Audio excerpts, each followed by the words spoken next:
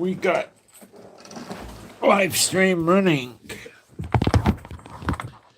Okay, my name's Moshe, and I'm coming to you from Israel in the Galilee on March 22nd, and it's about 8:37 in the morning here in Israel, the Holy Land that sadly is not very holy right now. And it's 55 degrees. The high will be 62, so it's lousy weather for us. Cloudy and then rain in the afternoon. Not a tremendous amount of rain. Then I think tomorrow we get a break from the rain, but cloudy. And then Tuesday we get rain again, unfortunately, and Wednesday and Thursday and Friday, and then we don't even come out of it. We still get rain again on Sunday. It's just terrible. Maybe I call this, I don't know. We still need water in the Galilee, so maybe that's what this is about. I'm going to be filling up some emergency water buckets I have after the broadcast today, because it appears that Iran is going to start hitting water desalination plants all over the Middle East. It appears that Iran has superior missiles than they had 2 or 3 weeks ago because they're getting more hits. Maybe they've figured out how to calibrate their missiles better, or maybe they're getting guidance help from China or Russia, which I don't think. They're probably, I don't know, they might be using different missiles, different versions of the same missile, or they might be getting missiles from Iran, from Russia and China, although I don't think China and Russia are going to go be landing planes in Iran right now. So I'm a little confused as to why this is happening, but it's happening and we're getting hurt. We've had 100 people injured yesterday. Yep. 50-something in the hospital. This is real.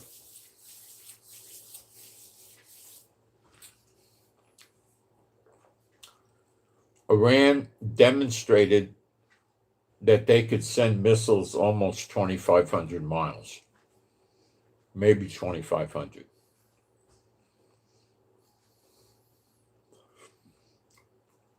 We didn't know they had that capability. We thought they were stuck at about 1,200 miles, 2,000 kilometers. We didn't think they could get that far. They can't. They showed us.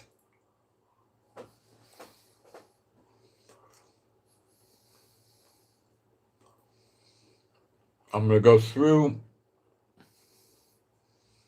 what they could hit in Europe. And I'm going to go through what they could hit in Europe with a lighter warhead. Yes, they could hit London in the UK. We'll go into all of that. Trump gave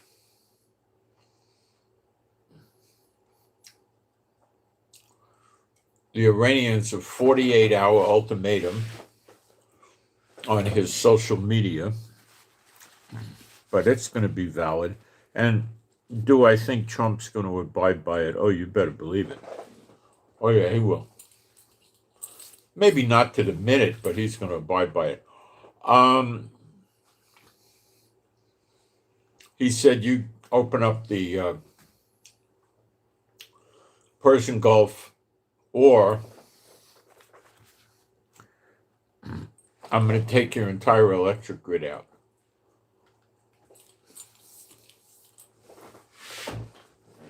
Now, he didn't use the word entire. He said electric grid.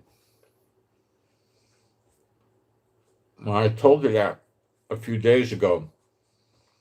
The way we're going to get to the fulfillment of Jeremiah 49, starting in verse 34 to the end, with Elam, which is Iran and could include Iraq and Syria, is the grid will go, the water desalination likely will go, but without the grid, might be the end of the water desalination.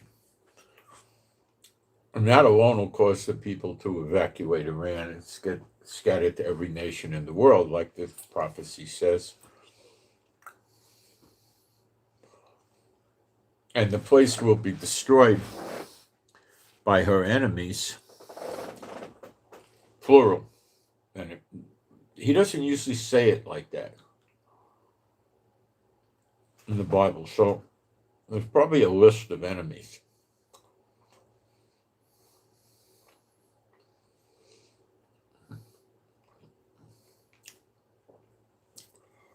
The Kuwait, Bahrain, Qatar, UAE, Oman, Jordan, Saudi Arabia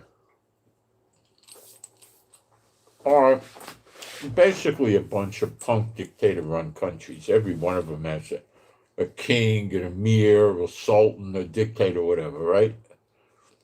And we're on the generation now where these are the sons and grandsons of the original leaders who were tough cookies, but had no military.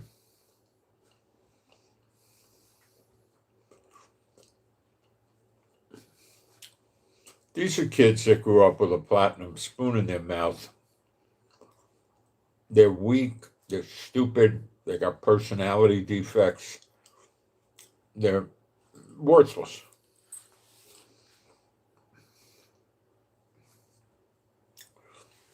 There are transactional ones, which makes them even more worthless.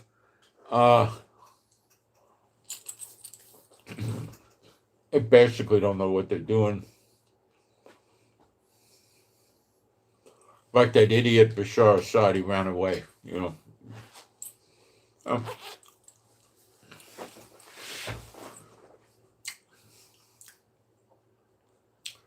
These are the times of redemption.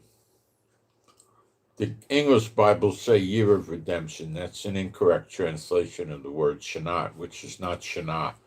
That means year. It's a prophetic period of time. We've been in it since August 10, 2023. That's when the Lord told me about it, that we're in it.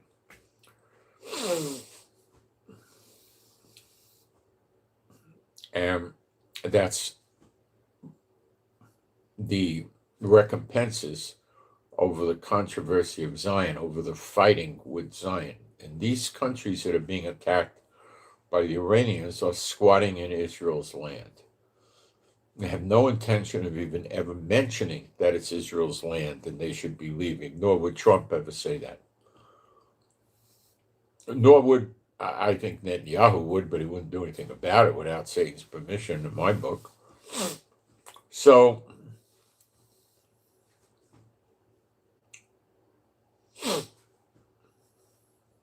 God's got a gripe with them. Oh, he does. And now they're getting attacked every day. Every day.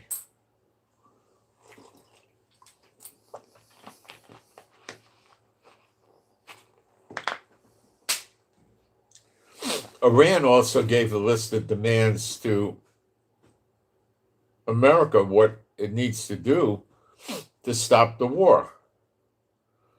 And it was nothing but comical what they're demanding. I mean, it's insane.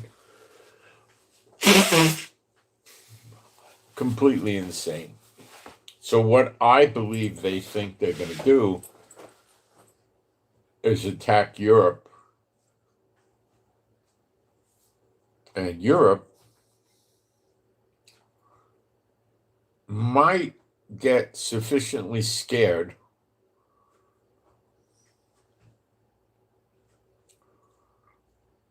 to capitulate and give in to their demands.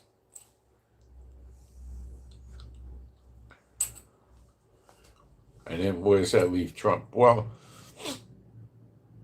if they hit NATO countries in Europe, which they can, Article 5 gets activated. That's it. Now NATO is supposed to go to war against Iran. Will that make a big difference? Yeah, no. Because you could easily bring in another 250 planes with bombs and everything else. And, that's the last thing Iran needs, another 250 planes bombing them all day long.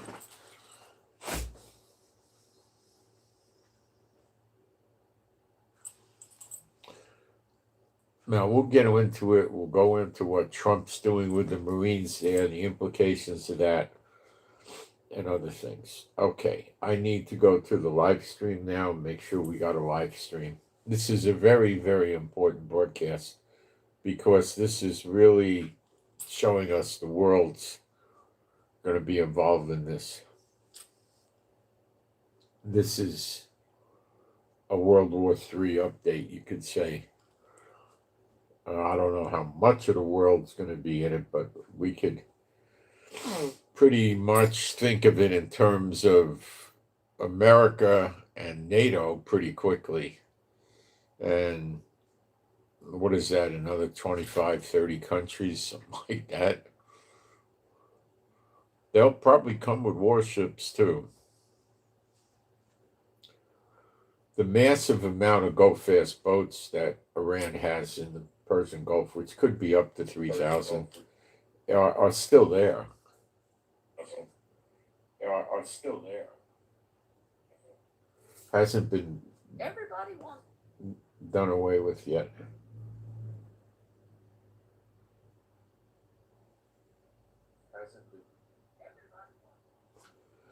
All right.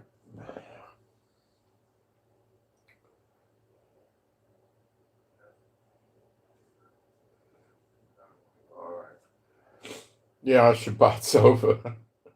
We're on. We're Sunday morning here. Shabbat's over. I've got my monitors here. We're Sunday morning here. I've got my monitors here. I need to put a post up, which will take seconds, not minutes.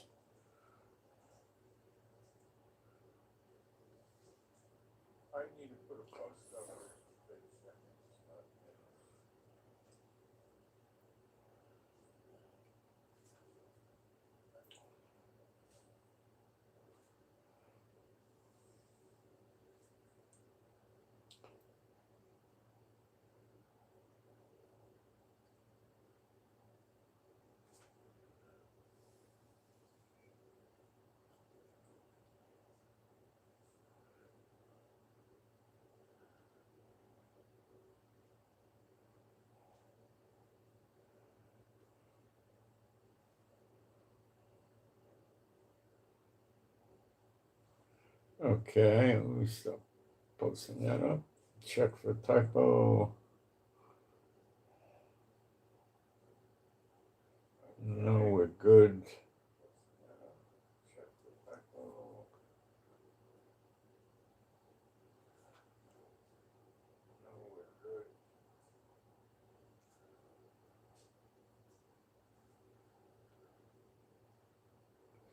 Okay, people are coming in, everything's good. Being a Old Testament, New Testament site, I'm going to do some praise now. You can join in if you like. There is no God like Jehovah. There is no God like Jehovah. There is no God like Jehovah. There is no God like Jehovah. There is no God like Jehovah. There is no God like Jehovah. There is no God like Jehovah. There is no Messiah like Yeshua. There is no Messiah like Yeshua. There is no Messiah like Yeshua. There is no Messiah like Yeshua. There is no Messiah like Yeshua. There is no Messiah like Yeshua. There is no Messiah like Yeshua. Okay, so let's get into the meat of it. And you better believe this is really serious, okay?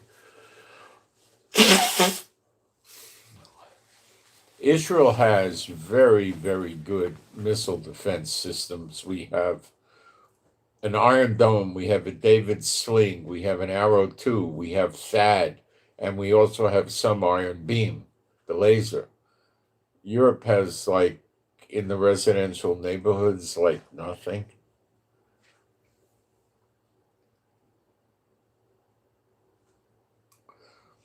The Iranians, you don't must. I look at them as I would look at people in a psychiatric hospital for the criminally insane.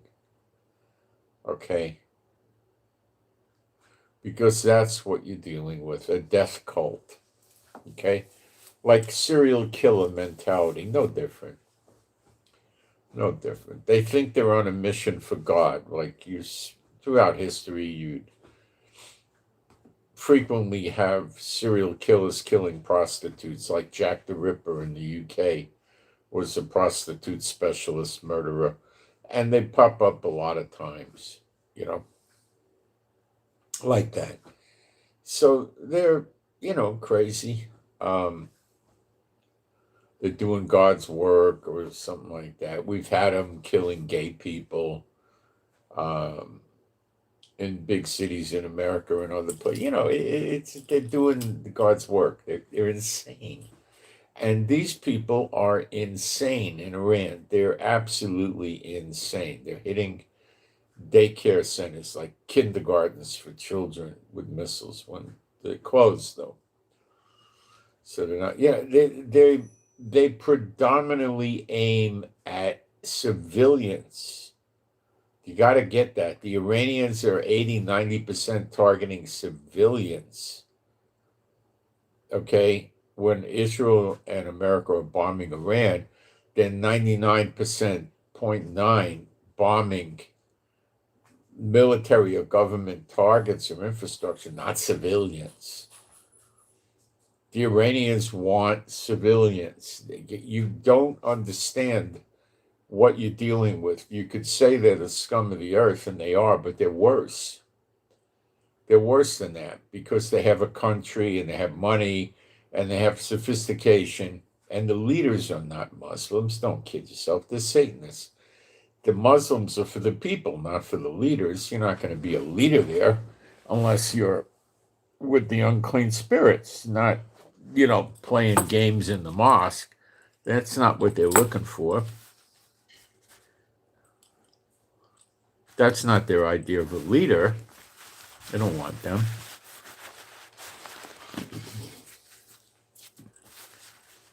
The Ayatollah was not an innocent believer. He was a Satan bot.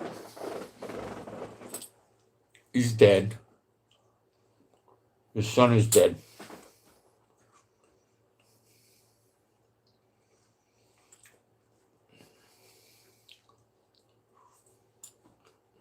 So what are they demanding? What is Iran demanding to end the war? You got to hear this, then you start to realize how deep this trouble is.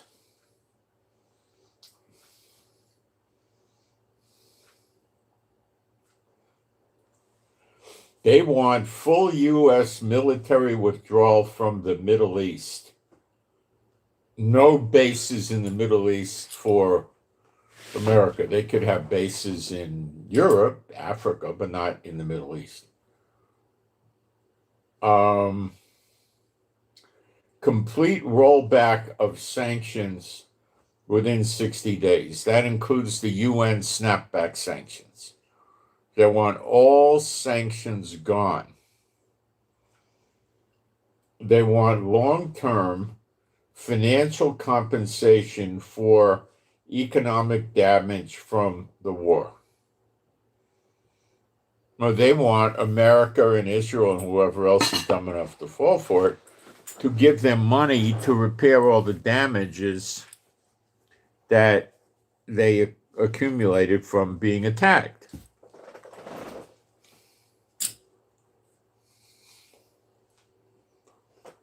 I think Trump would answer that in like over my dead body, Iran. Netanyahu would never answer it. He'd just ignore it. It's worse. It gets worse. Wait. Then they want guarantees of no future attacks, security assurances. What those are, I don't know.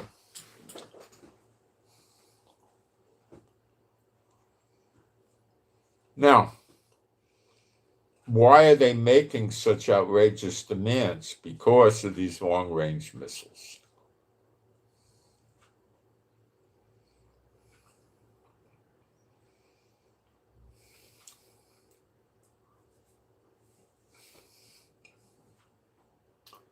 Do I think they could make these missiles hit America from Iran? No, no. Not hit America, not hit Canada, not hit Mexico, not hit the Caribbean. No, no. No.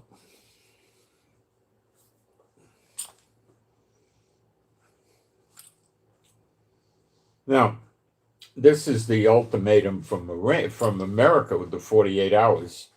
Pretty much verbatim, here it is. If Iran doesn't fully open without threat the Strait of Hormuz within 48 hours from this exact point in time,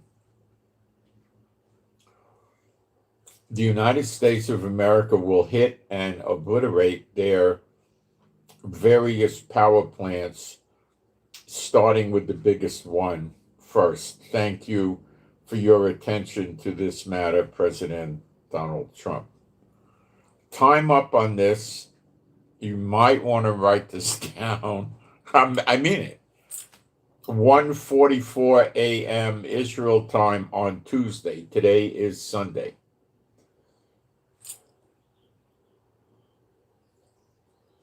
It's probably around 7 p.m.-ish in America. Or 6:37, something like that. On the East Coast.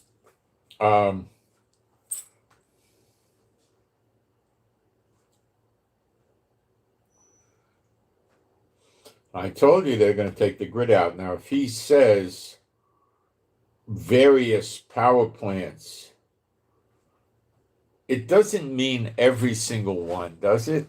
No, it could, though. You see, this is what's going to break down the ability of the people to live in Iran. They're going to lose their electricity, their water, and then famine will follow, and lots of stuff. Hospitals won't work. It's going to fall apart. Why would the hospitals not work? I've lived in the Middle East, in Israel, for many years, because when the fighting gets gritty, the Iranian military are going to go hide in the hospital and operate out of the hospitals. And then they'll have to get bombed and the hospitals will get blown up. Exactly what happened in Gaza.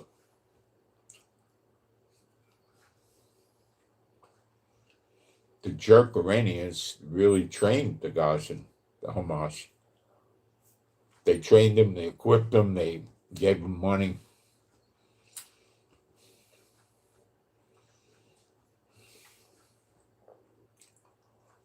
The Iranians are responsible for 90% of the trouble, 98% of the trouble in the Middle East.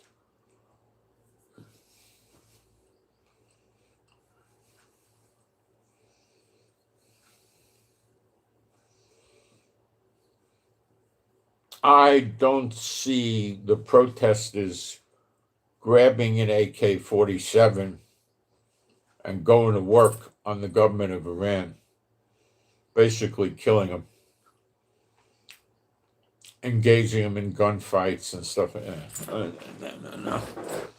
They don't have what it takes. No.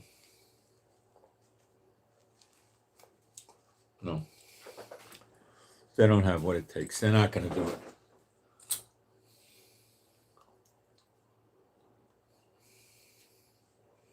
Here's the problem. Trump is bringing in something like 5,000 or 6,000, I think 6,000 Marines, expeditionary force on amphibious landing ships to land and occupy Karg, Kharg Island, which is in the Straits of Hormuz, and it's 15 miles from Iranian mainland. This particular island has piers and docks for all kinds of oil tankers, including supertankers, which are huge.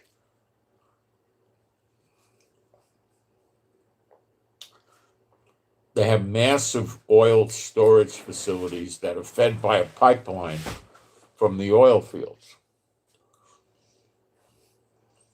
And when the boat pulls up, they, I guess, put hoses. They might have pipes, probably hoses. They hook them up into the boat. They turn the pumps on. The oil fills up the tanker. They sign off on how much oil the tanker got, and he shoves off. Trump does not want them to have that island.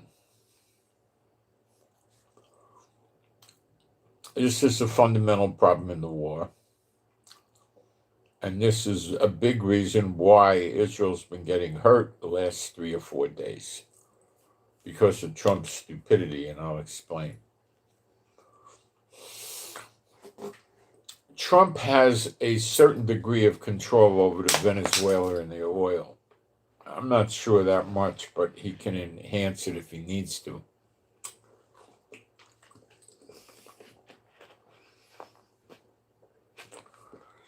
So he can dictate who gets oil from Venezuela and what the prices are.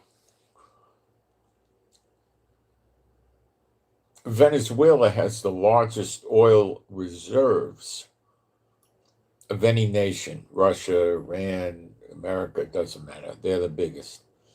Their production capability is not so big, but it will be enhanced by, the big American oil companies, Chevron and Standard Oil or whatever, if he could convince them to invest a few $1 billion in it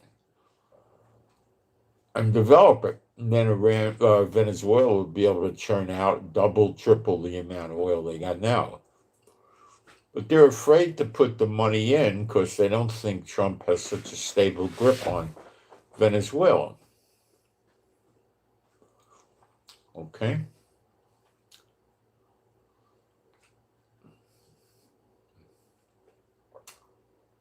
He might guarantee their investment, and then they'll put it in. That might be what they're waiting for.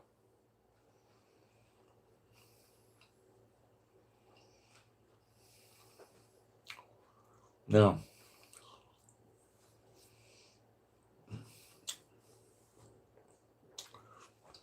Iran's a major oil producer. Trump wants control of their oil.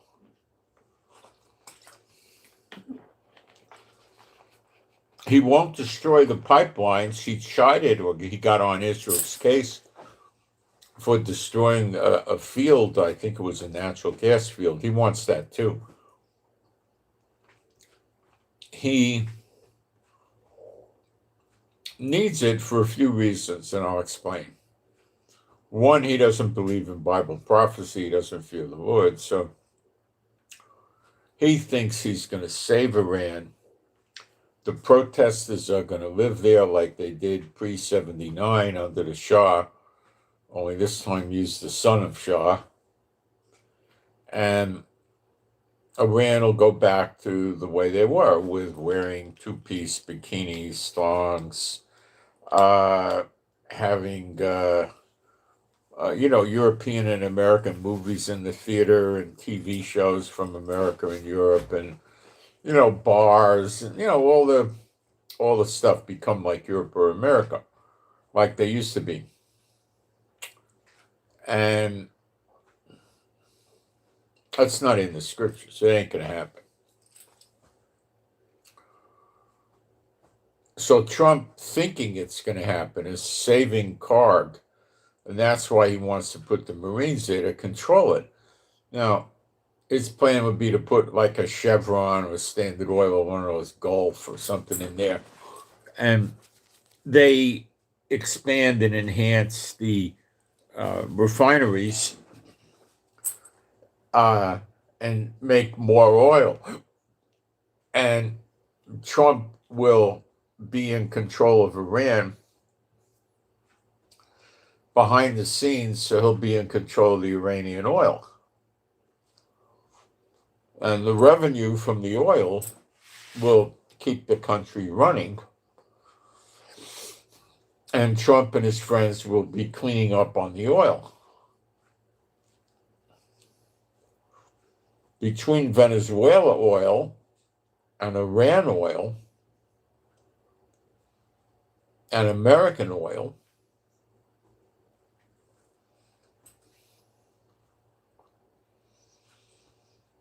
Trump is a major player in international oil. He basically turned himself into an oil czar.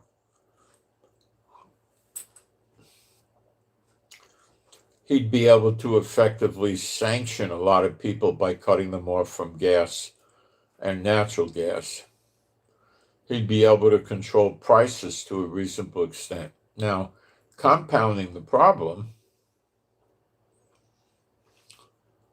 Iran is taking apart the oil fields and the oil refineries for Kuwait, Bahrain, Qatar, UAE, Oman, Saudi Arabia.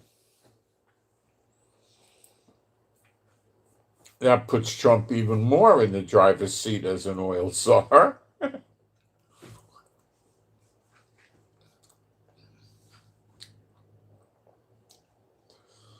This is influencing Trump to run the war incorrectly.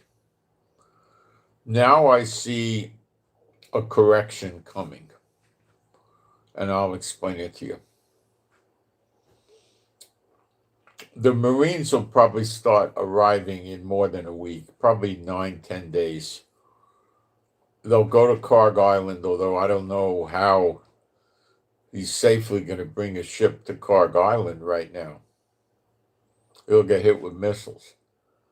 So what Trump has to do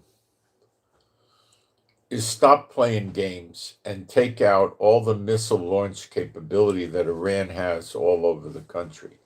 Because from anywhere inside Iran, they could attack Karg Island and kill the Marines.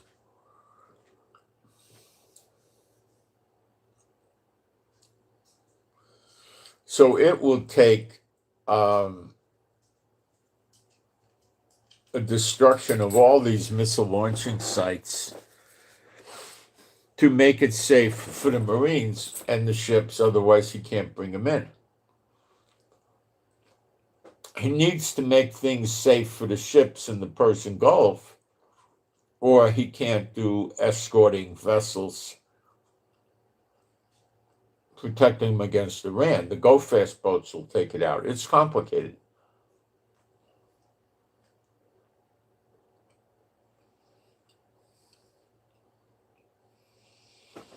Taking the electricity grid out of Iran is going to make them madder, not get them to surrender. And I think he could severely cripple their ability to launch missiles just by doing that. Let's look that up, though. Let's see if we can get insight into that. Hang on.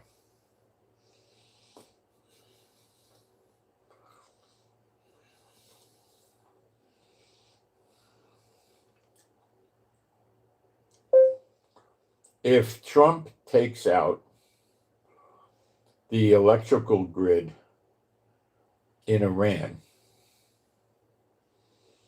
will that hinder their missile launch sites and their missile cities from being able to launch missiles?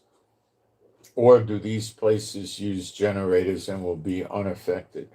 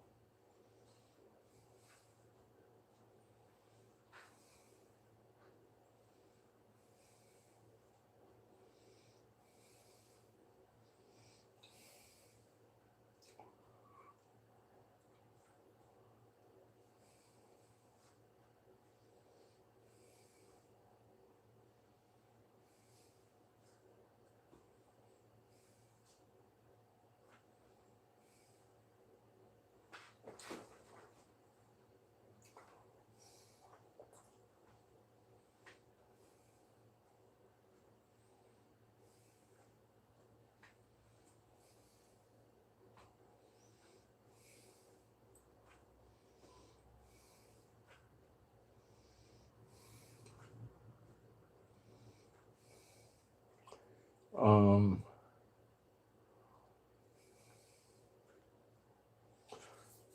what it's saying is this: the immediate effect would likely be the launch capabilities would stop partially, and they would get partially degraded, not eliminated, and the mobile launchers and prep crews would still fire in at least some cases. They would have trouble refueling the trucks because normally fuel gets pumped out with electricity and goes into the truck, so they might have to do it by hand, which may or may not work.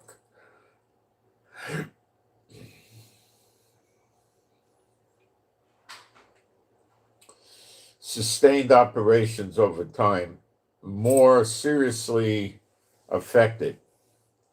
Long outages would make it harder to move missiles, make it harder for communications, which they probably use radios that have encryption and stuff like that, right?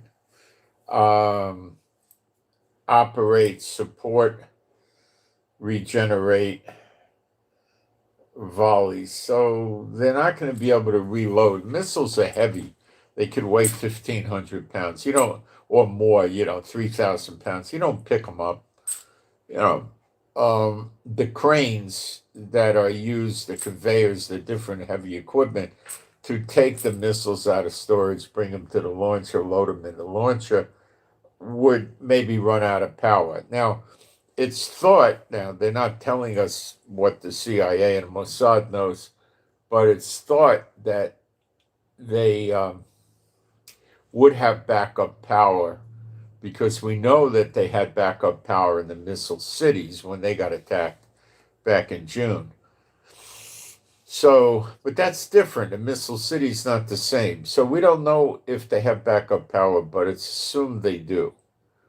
Now, the next question would come up: what do they got? I mean, do they have a small tank of 25,000 gallons that might enable the generator to last 2 weeks, or do they have 50-gallon barrels? I don't know what they got. Okay.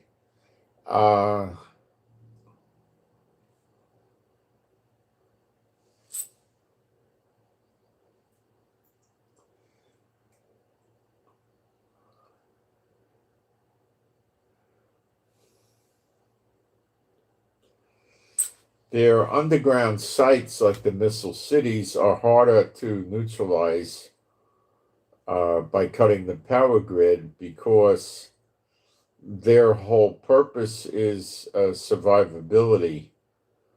Um,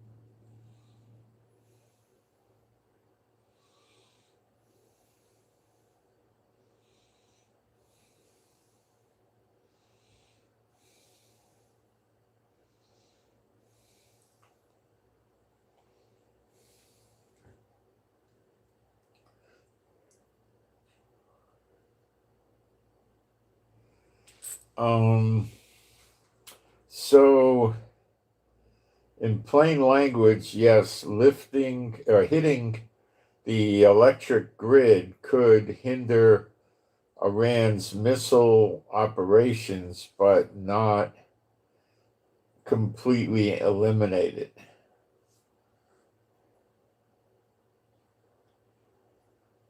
So, in order to not, now let me tell you, Trump has no intention of seeing 6,000 Marines get hit with missiles. Okay, he would consider that grievously horrible, and he would never want that. So he's going to have to, in the next few days, bomb a lot of these underground missile cities as well. He's probably going to wait and shut off the grid Tuesday, okay, and then see if they could keep launching missiles. And if they keep doing it, then he could put, you know, product. Well, it's, yeah, he's going to see what happens when the grids go on Tuesday. You know, can they continue to launch? Maybe they can't. I don't know. Trump CIA might know stuff we don't know, right? So maybe it's going to hinder them. And, you know, generators are not, you know, that powerful. You know, when you get a generator in your house for power outages, usually it just works part of your house. Now, you can buy a King Kong generator that'll work your whole house, but it's going to burn your oil up, your gasoline. Yeah, you're not going to have, um, 50 gallon barrels of gasoline. You might have one, two, So usually these generators are just going to enable you to, maybe handle your refrigerator, a few things, some lights, some computer, not the whole house, You're not going to run a 2,500 square foot house air. With one.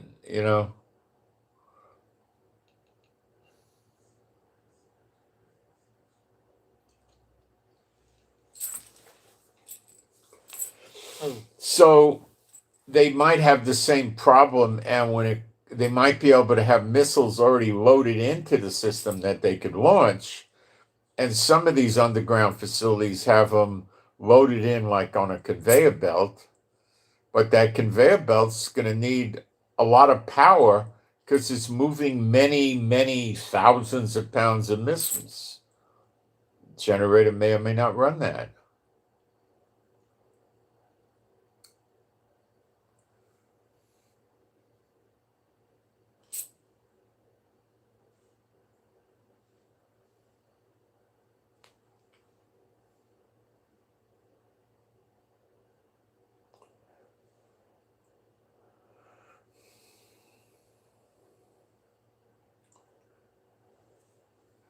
So we're going to see what happens. I think Trump's going to take care of these knockout electricians. Yes, he's got a real problem with bringing the Marines in while they're launching missiles. They'll just blow Carg Island out of the water.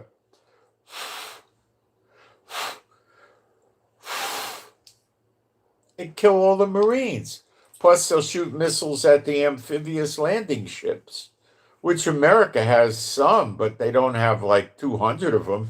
There's a limited supply of those. I think they maybe have 10 or 12, or I don't know, something like that. But they're not going to be interested in losing, 3 of these ships and thousands of soldiers. And no way, not a chance do they want that to happen. Believe me, they don't want that. Okay? So they're going to defend it. And I have a bad taste in my mouth over this. The Israelis would say I have a bone stuck in my throat. I would say I got a bad taste in my mouth, because why was Trump thinking it's okay for them to launch missiles at us like they do? And in the last few days, it's gotten worse. So something changed. And now Trump's responding, which is okay. He's responding. Let's give it a chance. He's responding. Okay? Now, let's break a few things down so you understand how good America is to Israel, or not. We're getting attacked by Hezbollah because of the attack on Iran. And we're attacking Iran for 2 reasons. We hate their guts, according to Netanyahu hates their guts, and Trump wants us to. Now, why won't Trump lift the finger up to help us fight Hezbollah, who is sending large volleys of missiles into Israel several times a day? Why does he think that, we're a bunch of stinking Jews, we're not going to help them? What's going on here? Why is this happening? Why doesn't he at least send 20 planes to go start running ops in attacking Hezbollah? Because he won't attack Lebanon. I don't know what's going on. He doesn't care about us. Listen, America and the other leaders don't care about Israel. You should understand that. If you think America really cares about us, you should think again. If they did, they wouldn't be letting Hezbollah attack us every single day, day and night, would they? Would they? Would they?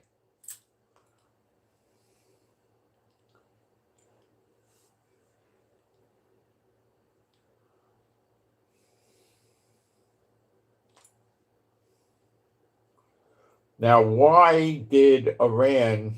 Now, if you guys think you're not going to be affected by this war, you might be right. If you live in Fiji or Christmas Islands or, some place like that, yeah, you may not be affected.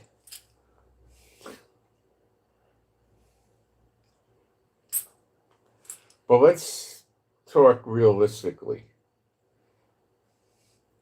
Iran has threatened their enemies all around the world with getting attacked. Basically, it was a sleeper agent threat all over the world. Okay, they'll probably try to deliver anyway.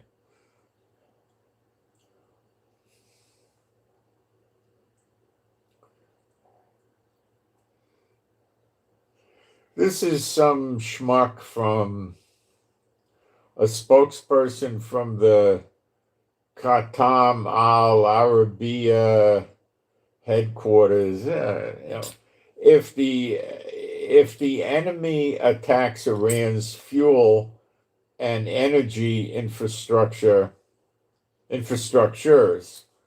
all energy infrastructures, information technology systems, and water desalination facilities belonging to the United States and the regime in the region will be targeted. Now, that's going to cut the water off of Kuwait, Bahrain, Qatar, UAE, Oman, Saudi Arabia. They're going to lose a lot of their water supply, maybe. Okay?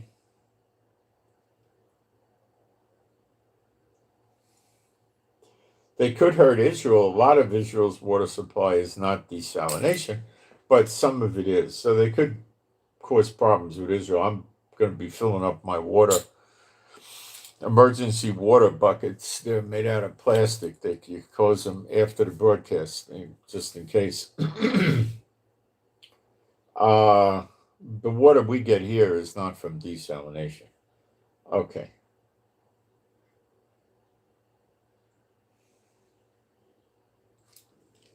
And I'm thinking maybe the water is to fill the Galilee up for this.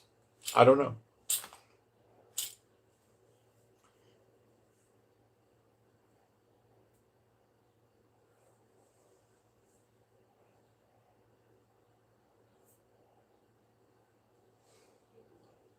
So I don't know. I couldn't begin to tell you anything America's doing to help us with the situation with Hezbollah. It's basically go pipe sand, Israel.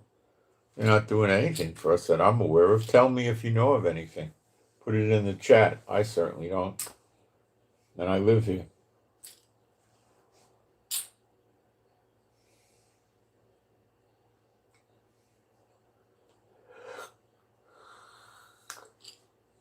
The Iranians will likely try to make Trump think that he crippled their missile supplies until the Marines get there, then blow them up. They would love to kill a few thousand Marines.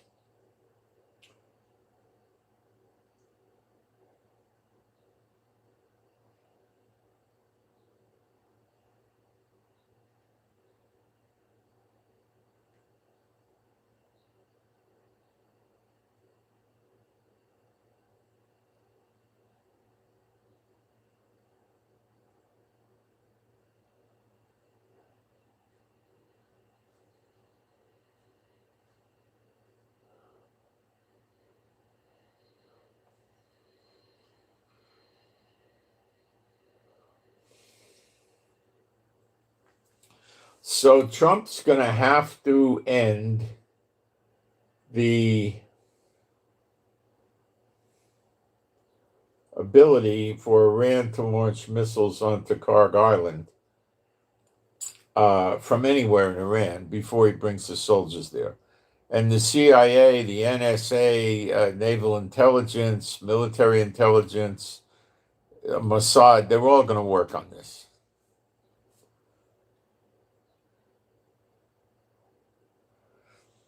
The missile that hit near Diego Garcia, they shot two, was approximately a 2,400 mile or 4,000 kilometer shot.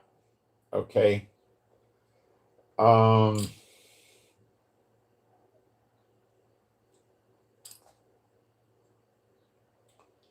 this is why they're giving the conditions to end the war to making them publicly available, because they're believing that the Iranians,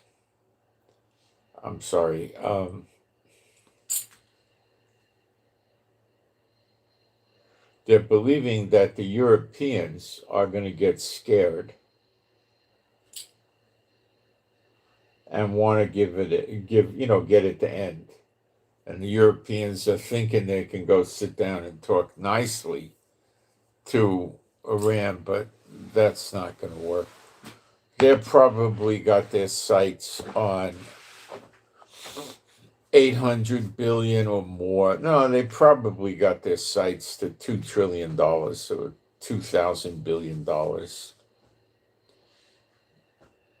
The Europeans aren't going to give it to them.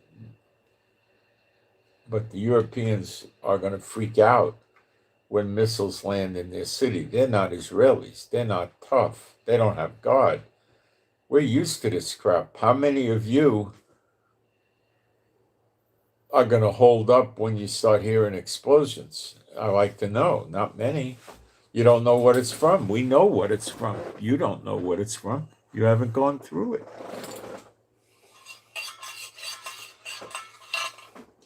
Europe's going to cave. Their knee-jerk reaction is going to be to destroy Iran. That's what's going to happen. Then they're going to be in turmoil after that. But that's their first reaction. Now, I don't know how much damage they're going to take.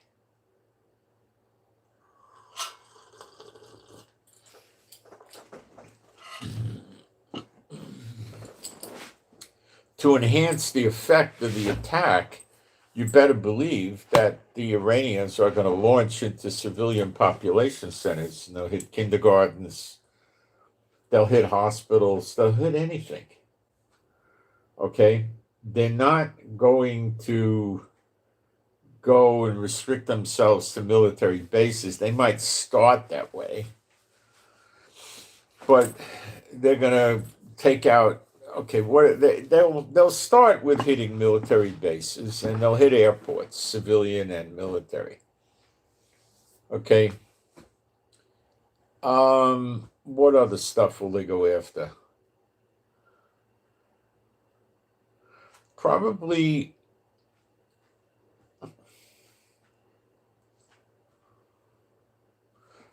airports, ports, pier, train depots. Europe uses trains a lot. They may go after electric grids, nuclear power plants, and they'll start hitting, high-rise hotels and condos and office buildings and stuff like that.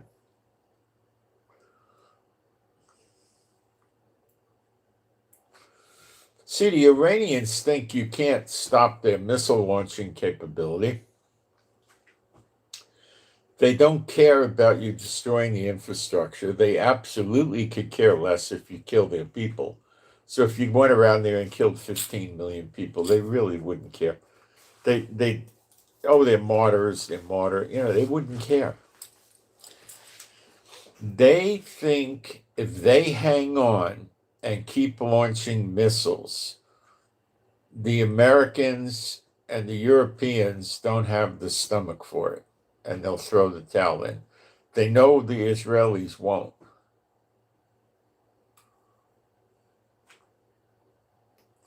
They know the Israelis understand them.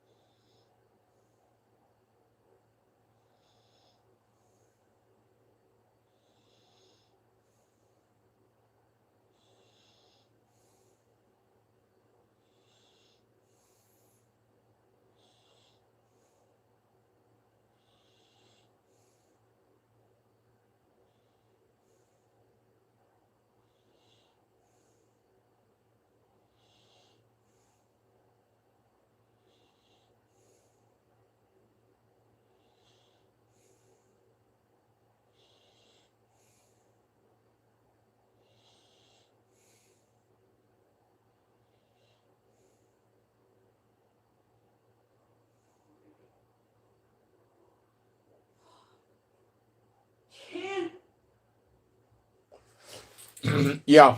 Oh, this cannot wait. You're going to faint. I almost did. Rachel Levine reached out to me from Michigan. She isn't I don't know if she's a believer or Jewish, but she asked me for a better price on my bracelet, one of my bracelets, because they were in a terror attack and all 65 got out of Malachi, and she wants to buy 65 of my bracelets for the people who survived the terror attack. Wow. Wow! That's odd. Okay. A miracle, no? It's something that's very, very atypical and unusual. Okay,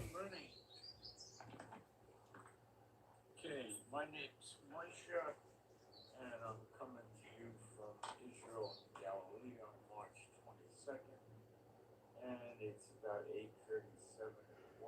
I'm just checking the live stream. There is a question about horses. I'm going to get into it. A person of ex-military said, and another person on related, not sure if Stephen Den, somebody has heard some rumor. I don't follow that person at all.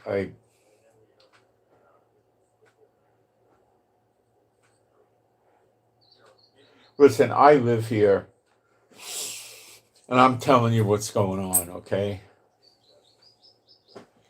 For instance, the government is reevaluating open up the schools and other things on Tuesday in Israel. Why Tuesday? Because 1:44 in the morning, Trump is going to shut off the grid in Iran, he says, and I believe him.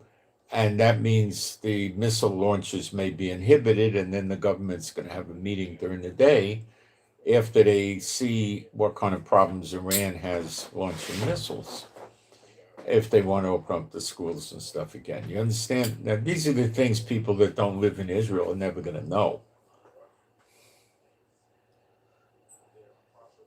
That's just one thing, okay? China has Iran to thank. They're allies. Trump's letting already loaded ships in the Persian Gulf travel out. In other words, they're letting Iran sell their oil. And why is Trump doing it? To curtail the oil prices. Now, I'm going to get into that in a couple of minutes. Let's continue here.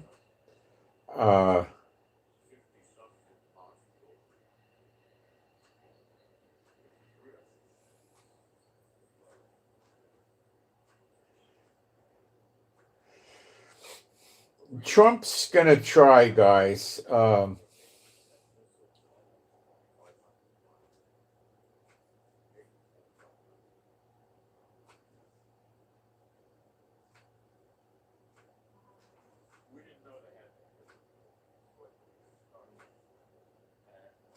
Okay. The horses. Someone asked me about the horses. Okay. In Zechariah 12, which is the next war, I don't care what anybody in the church world is teaching you. That's what your Bible should teach you. It's a siege. It's not an invasion from the surrounding countries. And if you read Zechariah 12:6, the two witnesses burned the people holding the siege against us up. Now, who would be holding a siege against us today? Let's take a look. Does Egypt have over 100,000 soldiers at our border by the Sinai Peninsula and the border with Gaza with tanks and everything else? Yes. Is Hezbollah from Lebanon on our northern border attacking us? Yes. Is Iraq trying to attack us, although they're not on our border? Yes. Is Iraq militias backed by Iran in Syria trying to attack Israel? Yes. Several days they've been trying it without much success, but we attacked them in Syria. So that means we're getting attacked from Syria. Are we getting attacked by Iran, who's not on our border? Yes. Are we getting attacked by the Houthis? Not right now. They're in Yemen, which is Edom. They'll get destroyed. That's in Jeremiah 49 up at the top of the chapter. They'll get destroyed too. And it'll be a wasteland. So that's what you got, okay? So that's the next war. And they come at us with horses. So let me ask you a question. This is the Middle East, this is happening. It's not Asia. It's not Africa. It's not Antarctica. It's the Middle East, right? Okay. Maybe they're on horses because there's no fuel. Why would there be no fuel?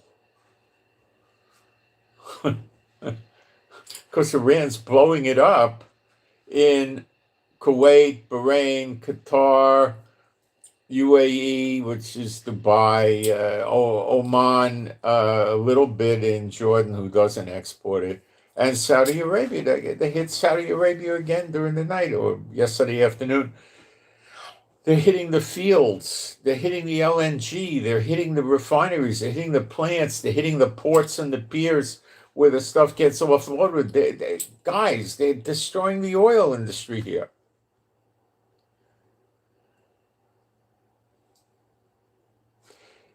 Can you jump the gap to see why they may be using horses now? I'm using the word maybe.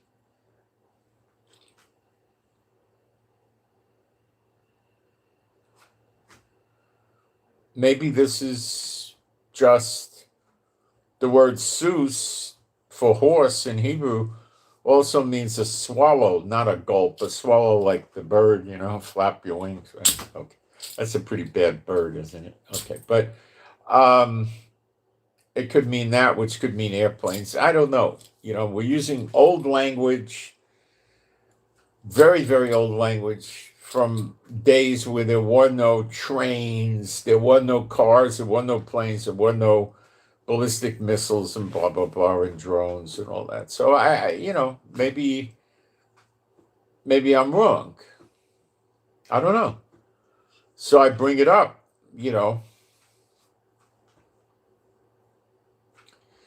Could this cause a worldwide petroleum shortage? A shortage maybe, but not an end of it.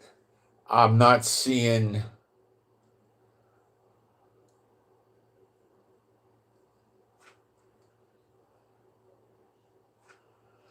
other countries losing their oil or LNG.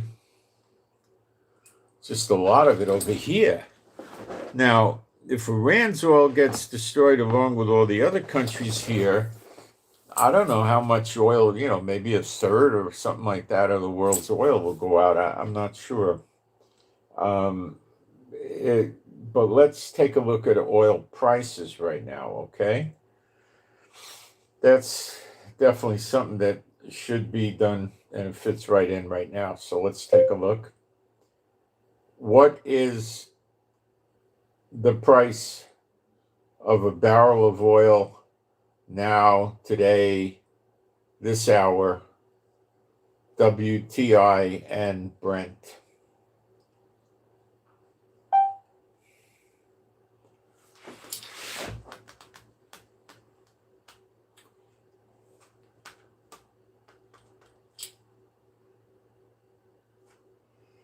Not any substantial movement that I could see. Here's what it is. WTI, which is West Texas, is considered like the American oil, $95 to $100 a barrel. Now, oil was usually in the 60, 65. So, yeah, it's up. Brent crude, that's Europe oil, let's say, $100 to $102.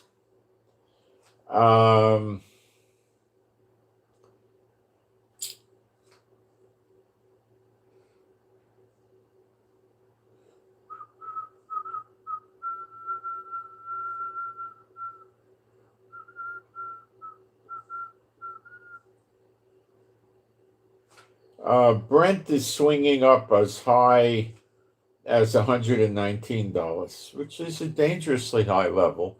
Some oil from other countries is going to be higher than that, but these are the big mainstream. So, yeah, it's high. It's not crippling yet because they've got reserves. They're dumping at low prices. And what these son of a guns are doing is they're driving the gold prices down because they figure that the gold prices going up are going to cause the oil to go up because people are going to think there's a fear of war. So they're nasty stinkers. They manipulate everything. If they can't manipulate it and cheat the people, it doesn't exist. Okay? It doesn't exist. You don't go to the casino and play Monopoly with the casinos in Vegas. How would they cheat on that? If they can't cheat, they won't do it. Okay, let's take a look at the price of gold. It was way down yesterday, artificially down. No good reason for it to be down. They're suppressing.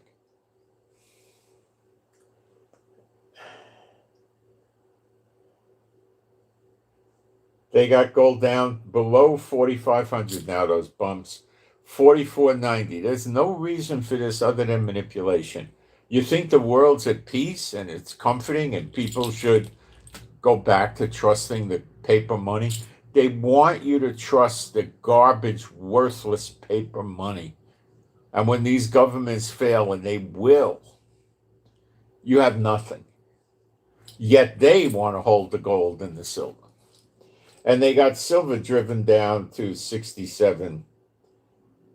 So we're just going to have to wait for the United States to get it. And when the war gets into Europe, it's going to freak everything out. Now, they might know the war's going in Europe.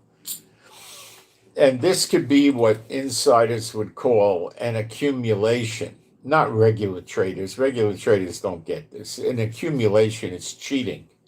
Okay? So they're driving the prices down, and they're going to accumulate. When they get down enough, they're going to buy in whole hog.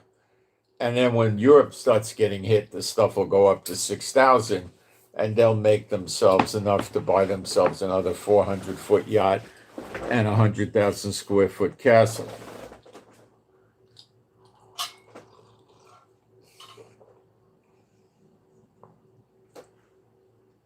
The people in America that support the government are so hopelessly poor they don't even know it.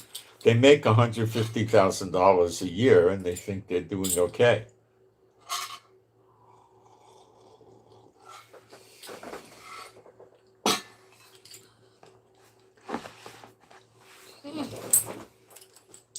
It's people that make $1 million a day, $1 million a week, $1 million a month. They're not doing okay. All right.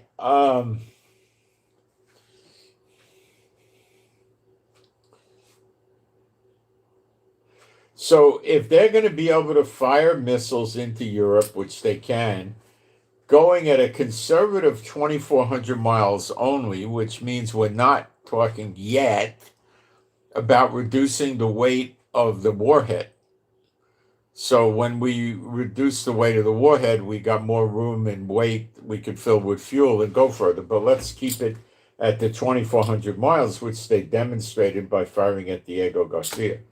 Okay, now they might have tricked the people and fired these missiles off of ships, but I don't think so. I think they really did it from Iran. Who could they hit? Greece, Bulgaria, Romania. Does anybody really care a whole lot about that? Not really. Not I mean, I think it's horrible, but no, the governments don't care. Americans and stuff. They could also hit Italy, Germany, France. Is that going to change the world and put it in a place that, unless you're 99 years old or something, you've never seen before? Yeah, I think so. They could also hit the UK. There's something called an edge, EDGE, an edge attack. This is the edge of the iPad, right? So you're talking about maybe the UK just getting in the coastline, maybe not going deep into the interior. Now let's also talk about what U.S. bases are at risk, because they have every intention of going after U.S. bases in Europe as well. Well, of course, you got all the standard Middle East bases that they've been attacking all along. And then you've got to add in Turkey, although they sort of made some halfway attempts to hit Turkey. Turkey and Cyprus bases. Eastern Europe NATO bases, and the Diego Garcia, which they already demonstrated they could hit. So when you lighten the warheads, you could get the range up and they could hit most of Europe. Spain, maybe. I don't know what countries they're going to want to hit. Any of the infidels they'll hit. Is there such a thing in Europe as a Muslim majority country where the Muslim government? No, no, they don't really have anything like that in Europe that I know of. They can hit Ukraine, would they? If they hit Ukraine, Zelensky will go back and hit them like crazy. Zelensky will send soldiers over there to drag these guys out from underground and crucify them on light posts. I mean, Zelensky is monster level. You know, if they do it, they're going to be very sorry with Zelensky. As part of the forward, okay, this is something else. We're switching titles here.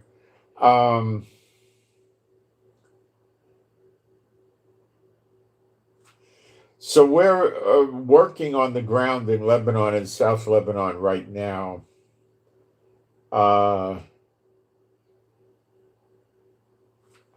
We've hit more than 2,000 terror targets in Lebanon, and we're still working on it. And the chances are that the Lebanese government will collapse, and the Lebanese military will, in part, probably join Hezbollah, and they'll try to dominate the country as, you know, the Lebanese state of Hezbollah or some garbage like that.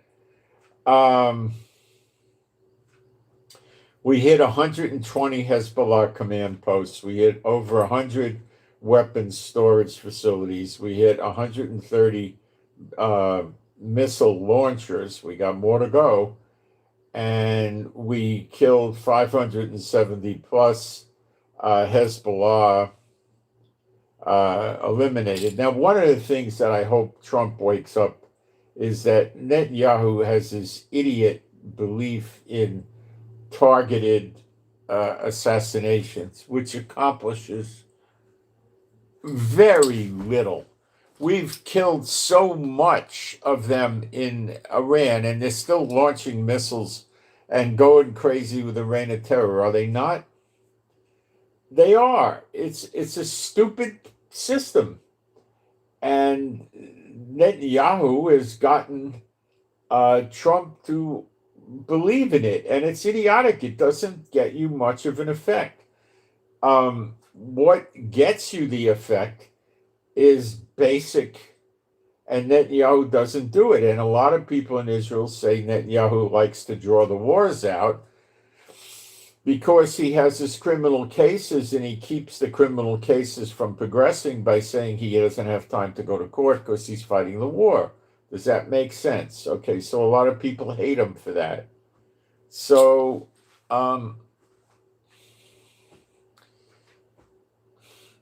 the targeted assassinations makes it look like he's doing something, and the people in Israel go, "Yay, we got this one." It doesn't work. They're still launching from Iran. Tell me it works. It's look, if you keep doing it for months, eventually it erodes their ability somewhat. Yeah, but it's minimal. What you've got to do is you fly planes, you see 2 or 3 soldiers, you kill them. You go to war, you kill their soldiers. You fly around, they pop their head out from underground, you strafe them. You kill them. That's what works. You kill the enemy. Have you ever heard of that? Is that not what was done in World War II? You kill them. That's what you do. You know where they are. You get them with artillery. You get them with missiles. You get them with bombs. You get them with anything. You kill the enemy. Netanyahu doesn't go around killing the enemy. There's still at least 20,000 Hamas or something like that running around in Gaza. Why doesn't he kill the enemy? Because if you start killing the enemy with the firepower of Israel, the war would be over rather quickly. Why didn't he fill the tunnels up with water? Oh, well, they said it was going to hurt the ecology of Gaza. What do we care? We're not allowed to go back in there. Trump won't let us go in there. Why not just fill it up with salt water? It's better to have them kill all the people. Remember when they were shooting missiles into Israel and hurting people and everything like that? I mean, come on. Why didn't he do that? Don't trust a Satan-bought political leader. Who's the God of, it doesn't say the God of this world in the scripture. It uses the word aeon, A-I-O-N. It means age. Who's the God of this age? Satan. And all the people in all the nations, the top politicians in every nation is going to be a Satan bot right now till the age changes. The age changes when Yeshua appears in the clouds and the believers get everlasting life, and Israel too. And he pours the Spirit out on Israel. That's when the age is over.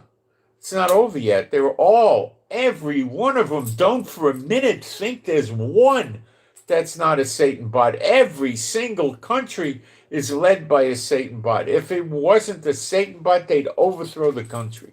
Don't fool yourself. Use your Bible to interpret prophecy and what's going on in the world. And you can't trust these people. They're worthless people. They lie, they cheat, they steal. They're terrible. They cheat on their spouses. They're perverts. They're lunatics. They're idiots. They're dumb.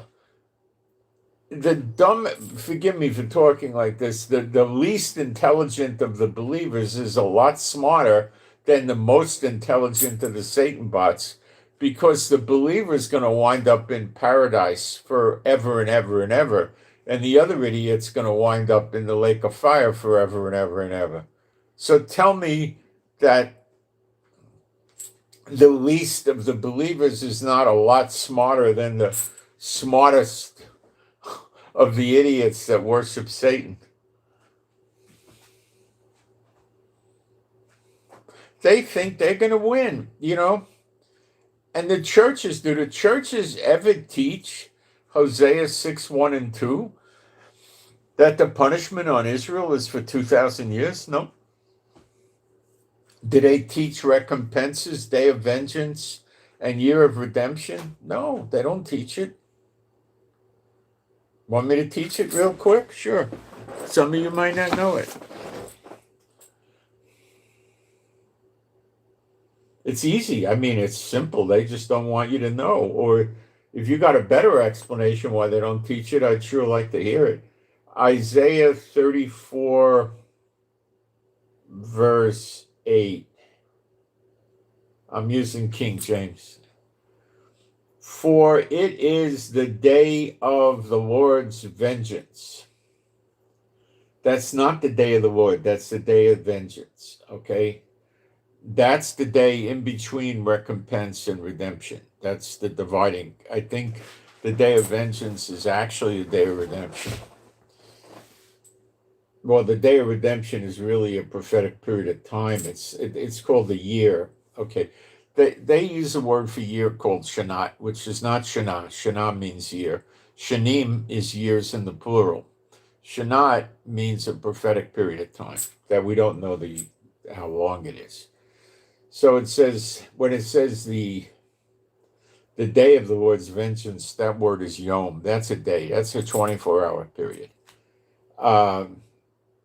And the year, the Shanat of recompenses is a payback, a punishment for the controversy or the fighting over Zion. Okay? Now we go to Isaiah 62. Is it 62 or 61? Let's try 61. It's 61.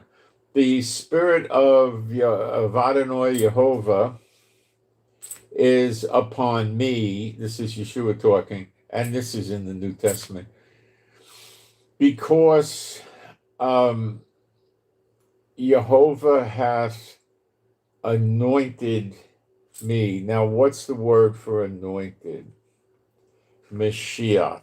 What is that word often made into English? Messiah. Okay, it means anointing. Okay, so has Mashiach or anointed me to preach good tidings unto the meek. He had sent me to bind up the broken hearted,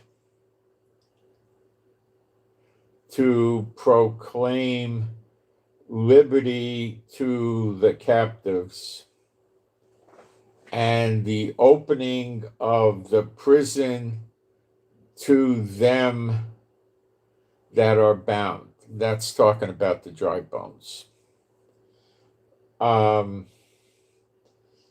To proclaim the acceptable year of the Lord. Well, the acceptable year is the pleasant year. That's the redemption year, which is a Shanad. It's not a 12-month year.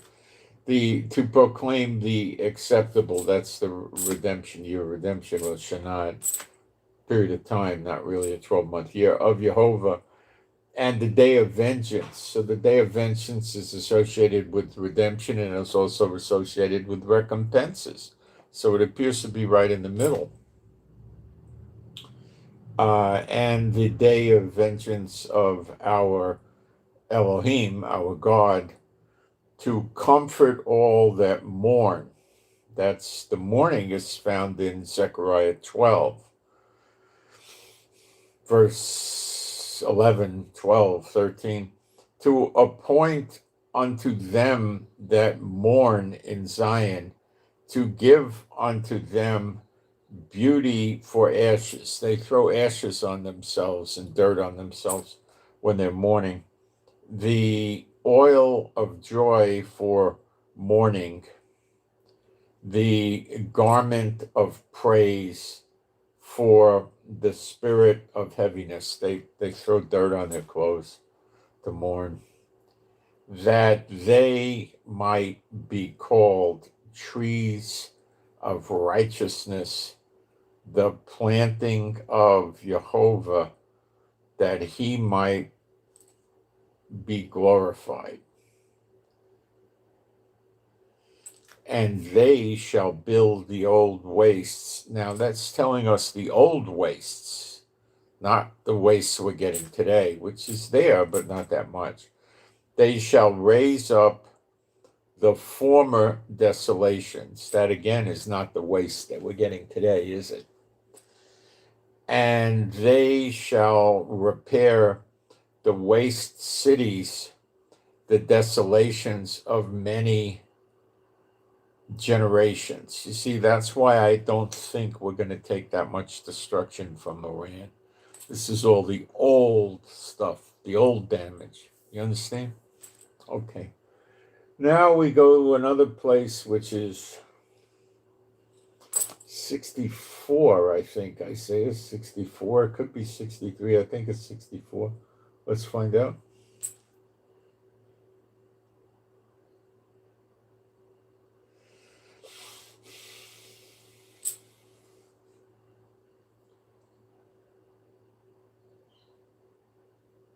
I think it's 63.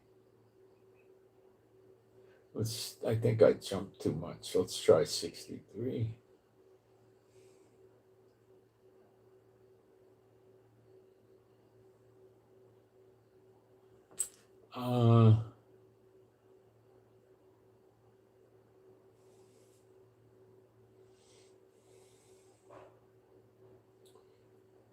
Hey, I can't meet her price point.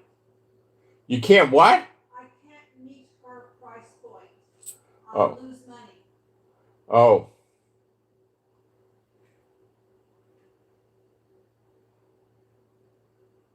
Tell her.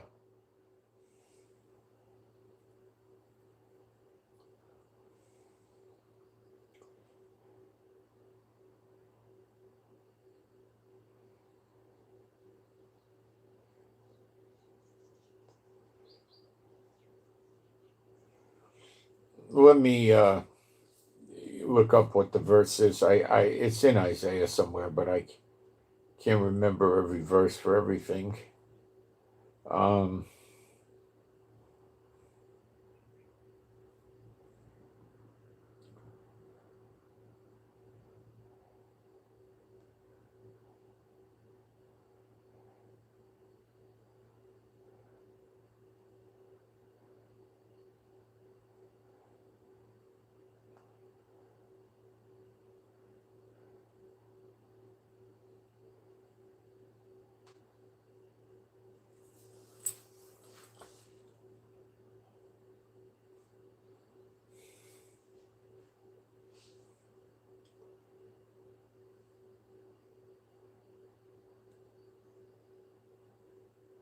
It's 63.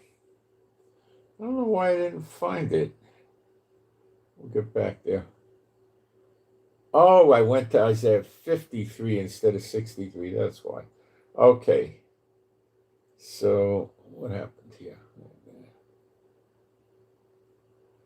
Let's get it straight. I went into Jeremiah. Okay, Isaiah 63.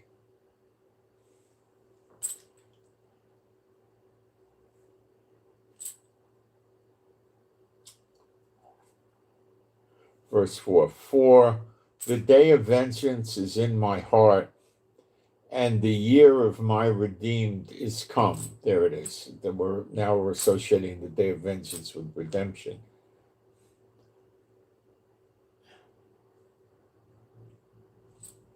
Okay. So it's in there in 3 places, and why don't they teach this to you?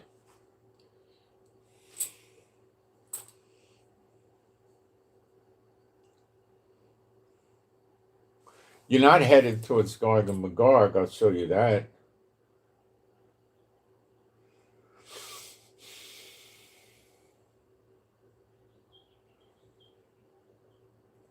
You go to Ezekiel, whoops, let me get this straightened out here. You go to Ezekiel, what's wrong with this stupid thing? Ezekiel 38, I believe it is.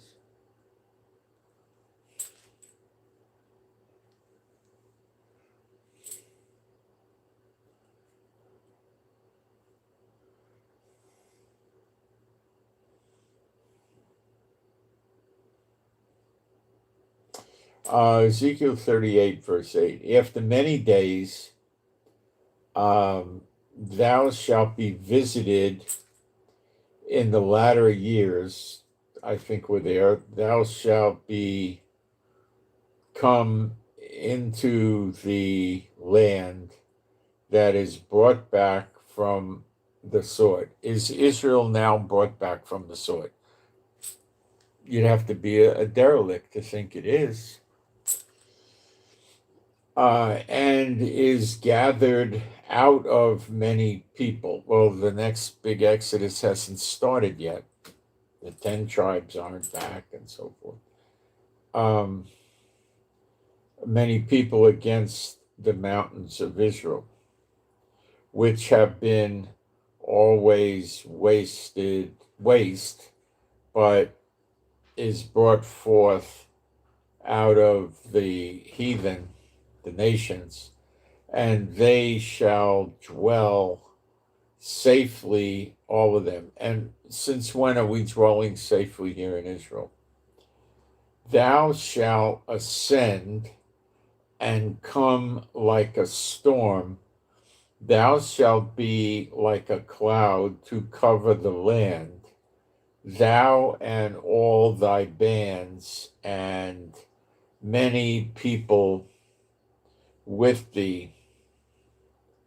Thus saith Jehovah, Adonai Jehovah, it shall also come to pass that at the same time shall things come into thy mind, and thou shalt think an evil thought, and thou shalt say, I will go up to the land of unwalled villages. We got plenty of walls.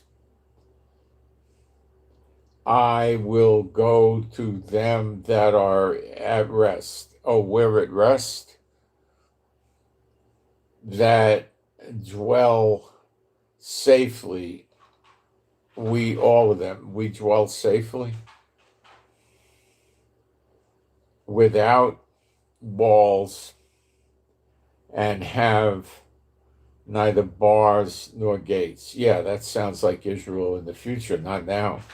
To take a spoil, to take a prey, to turn thy hand upon the desolate places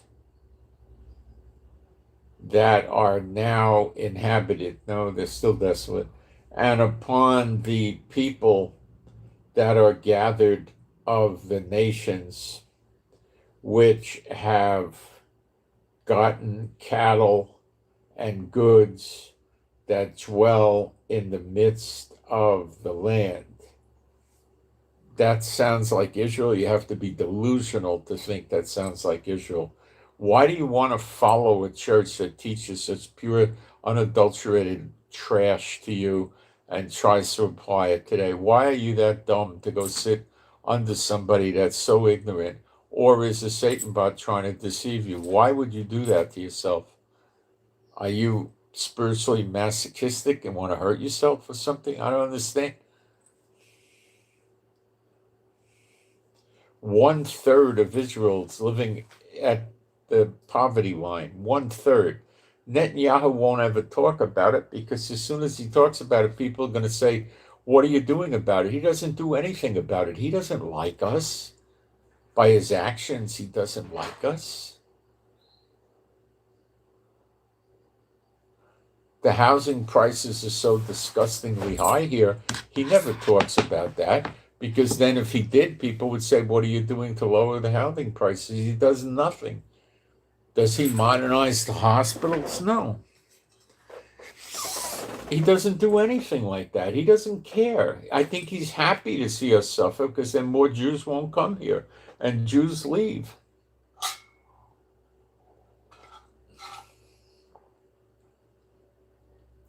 He's the most anti-Aliyah prime minister I could ever know Israel ever had. He doesn't want Jews coming here.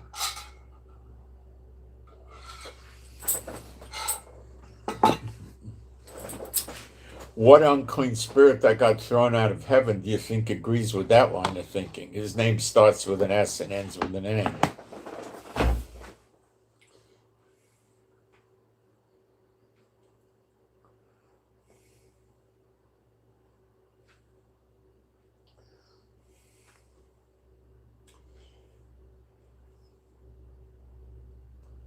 Okay.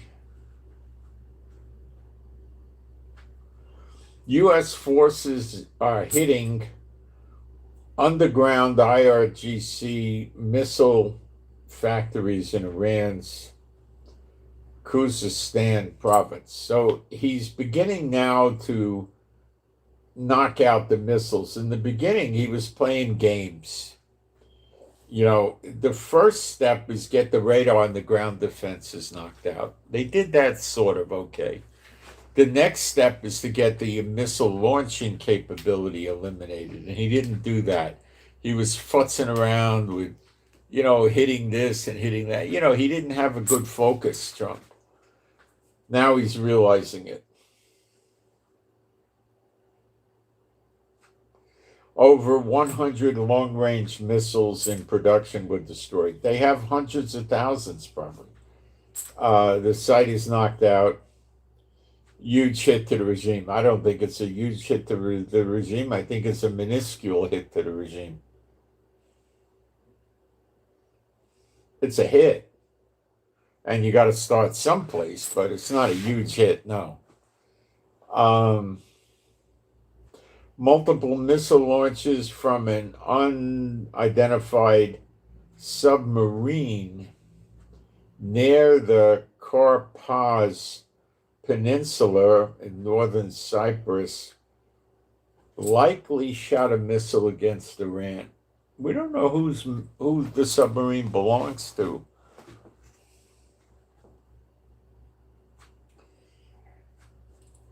very, very likely would be two sources, Israel and America. I mean, it could be France or the UK, but I don't know. I doubt it. The Starmer in the UK would if it would help, he'd tell Iran he's going to build 150 mosques in England for them. You know, he's gone. He's so scared of them. He has so many in the country. He's scared to death of them, and they just smell that fear like a wild animal, and it makes it worse. And he doesn't know that. He doesn't know how to deal with them. He's dumbbell to that. Um, Defense Minister Israel Katz. Now, this is what he said is all true, I believe, and I'll explain why. This week, the intensity of Israel-American strikes in Iran will increase significantly. Why? Because they got to get rid of those missile sites now, seriously, which they should have done 3 weeks ago, or at least 2 weeks ago. They got to seriously get rid of them, or there ain't going to be no ground invasion of the Karg Island.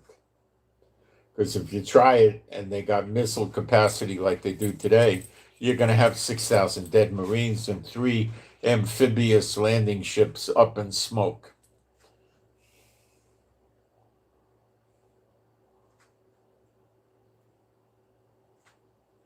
And they should stop wasting their time hitting the missile manufacturing sites, because all you got to do is hit the launchers and they're out of business, and then you can take the country over. But maybe Trump figured it out now, and Netanyahu probably was leading Trump astray, dragging the thing out.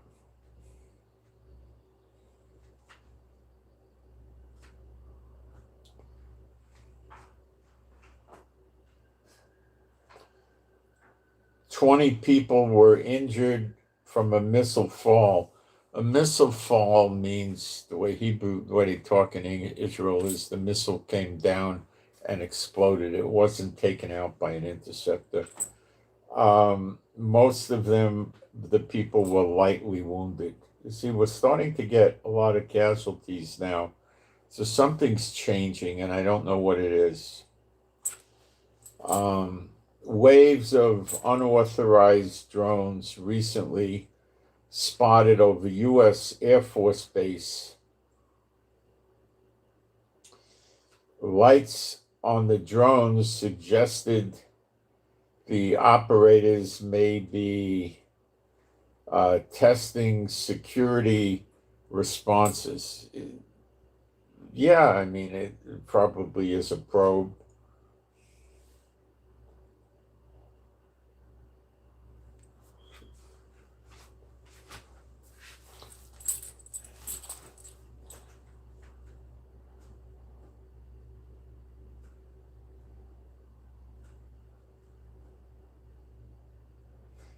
Rockets from Lebanon damaged a building in northeastern Israel.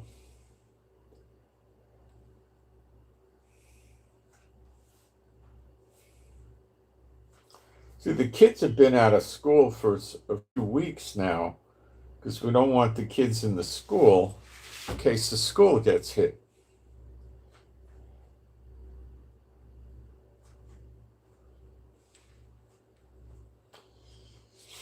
The Arabs are very up in arms about the missile. Yesterday, we talked about a missile going down 350 meters from the Al-Aqsa Mosque at the Dome of the Rock there. Well, they, the issue here will be if a missile of theirs ever hits the Dome of the Rock, what they're going to say, undoubtedly, is they're going to say Israel did it and they're blaming it on us.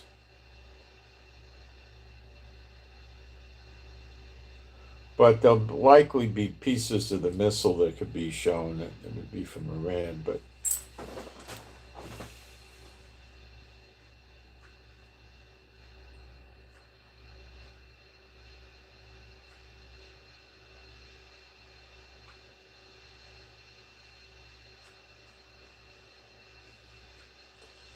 the Arabs around the world are pretty mad at Iran for this. It shows a lack of respect, and they're afraid Iran will hit the Dome of the Rock. And if Iran hits Kuwait, Bahrain, Qatar, blah, blah, blah, all these countries, they don't care. They'll hit the Dome of the Rock, too. They don't care. They shoot at Turkey. They shoot at the base in Cyprus, Great Britain. They don't care. They'll shoot at that, too.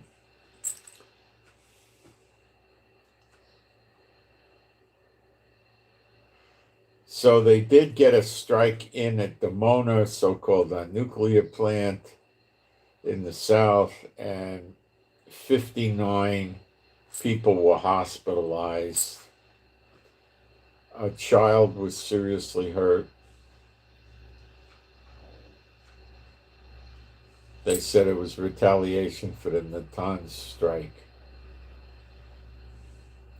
See, we're starting to take damage. It's not enjoyable for Israel, okay?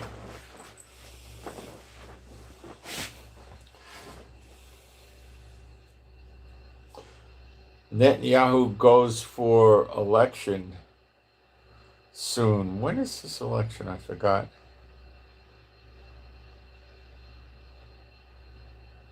In the fall, sometime in the fall, I believe. Okay.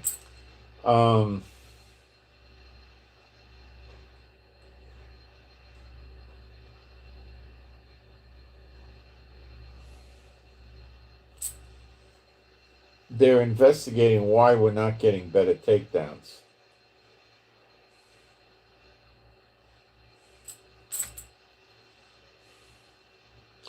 Now they're telling us that cluster munitions might penetrate the bomb shelter, the safe room. That they're not, they're saying it might. So I don't know what that means.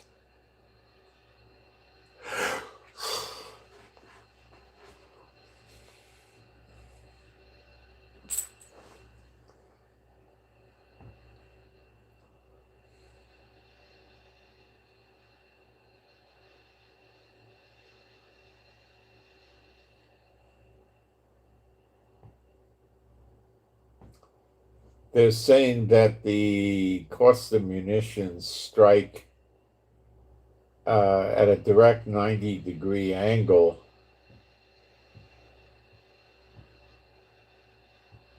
The military is reviewing alert timing policy and probing a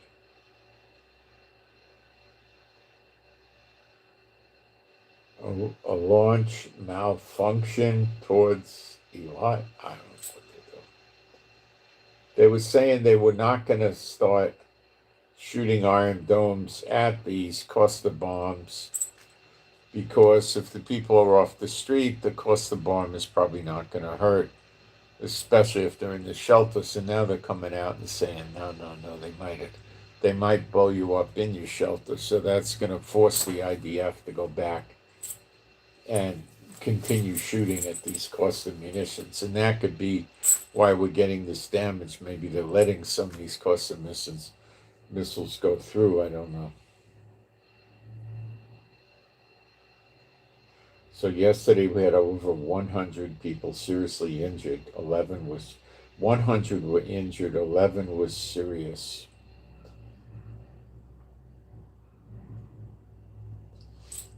That was the total from around the Dimona area. I hate to see that in Israel, these psychopaths doing it. What this may very well be is that the war is never going to stop until Israel turns to Jehovah. Not all of Israel, at least part of Israel, where it says there's a lot of believers in Jerusalem in Zechariah 12 early in the chapter. That might be their prayers, might be working. So I don't think we're long for this world with Iran. I don't think Iran's long for this world. But I'd be happy to see them go away already, but they're still here.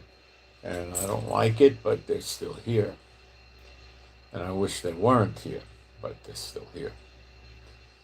Um,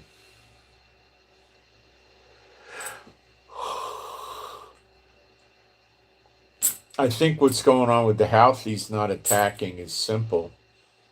The Houthis are waiting for us to knock off Hezbollah, and then they'll start attacking. So the idea is to give Israel no peace. But they don't like Israel because Israel strikes hard. That they don't like.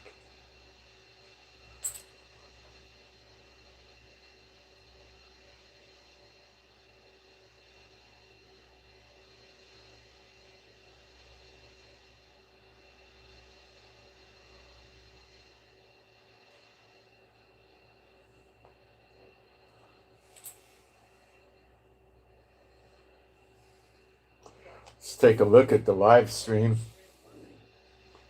Oh, what happened to it? There it is. Is BB really still alive? Yeah, I believe BB still is alive. I'm rather certain about it. He's Esau. I don't know who you're talking about.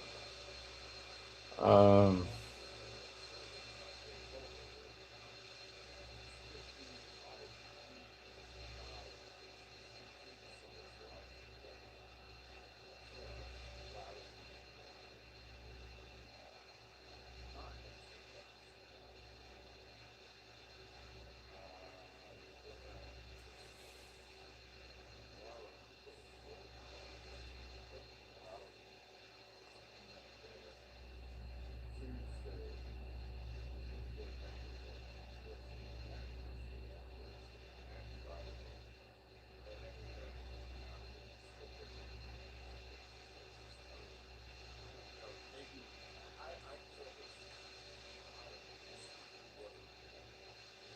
Netanyahu's gone the way of Cain. Netanyahu's gone the way of having a heart after Satan's. Yeah, it's just sad what that guy is. Kind of like him, but let me look up when the next election is. I think it's the fall. I think it's the 27th of a month. Let's find out. Okay. Um,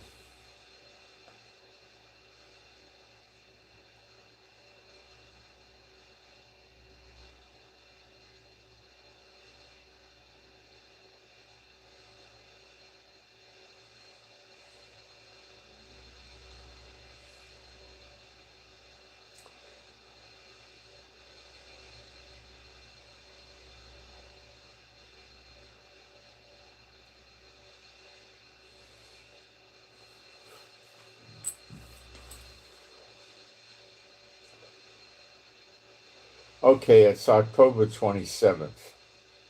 So we got quite a way. So we're in, let's say, March. You got April, May, June, July, August, September, October. You got more than half a year. So but I mean, it is time to start electioneering. But how the heck is Netanyahu going to electioneer when he's in the middle of this war? We got two fronts, heavy fronts that we're fighting. So I don't think he's going to do much right now. The big contender is Bennett, Naftali Bennett. I get stuff sent to me about him all the time. He took over from Netanyahu a few years ago for about a year. He was in, and I tell you, he's another one of them. Okay, so he's not going to ever be any good. He's just another S-bot and transactional one at that. And he was trying to get the hospitals. He wanted to build several, I think 7 new hospitals, additional. And he wanted to put up about 400,000 low-cost housing units. He didn't stay in office long enough to do anything about it, but he was moving there. And those are good things for Israel, are they not? They are.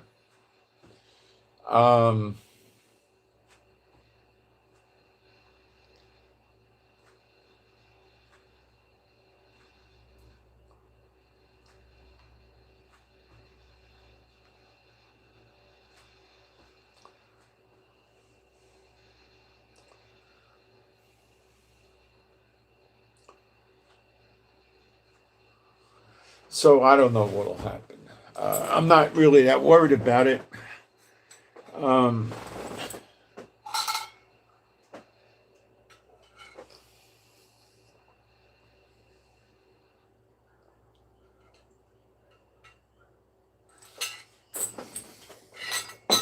we got a long way to go until then. I'll be back in a minute and take a quick break.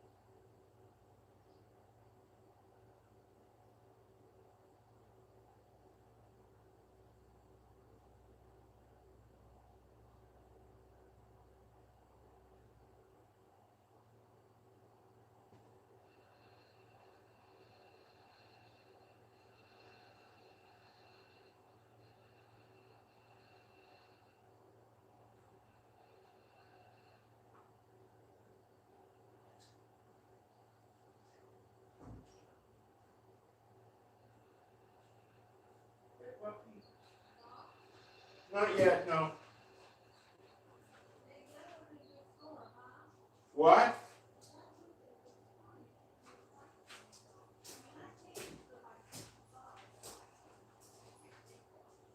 No, tell me what it is.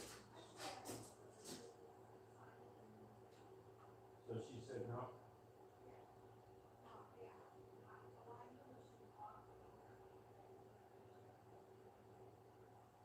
And she said she can't meet your price. Okay, see what she says. Hey, honey girl, my little girlfriend, yeah. Oh. You want to come in the office, Mommy? You can come in. You're welcome to come in. Chief and Yaffa haven't been here for ages, darling. They're gone. You can come in, Mommy. There is no more Chief and Yaffa on Earth. It's not their office.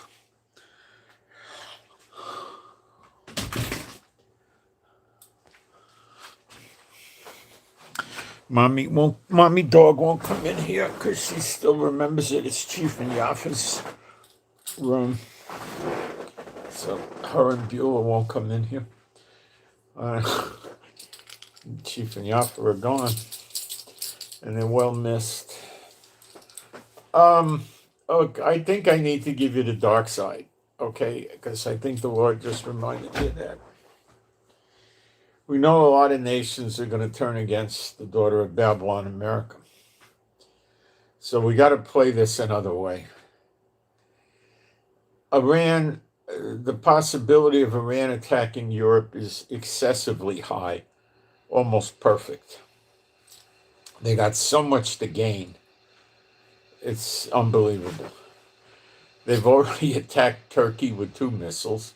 They've attacked Cyprus.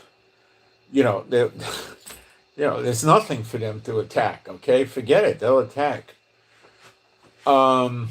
They demonstrated their long-range capability the other day by attacking Diego Garcia, which is British, again.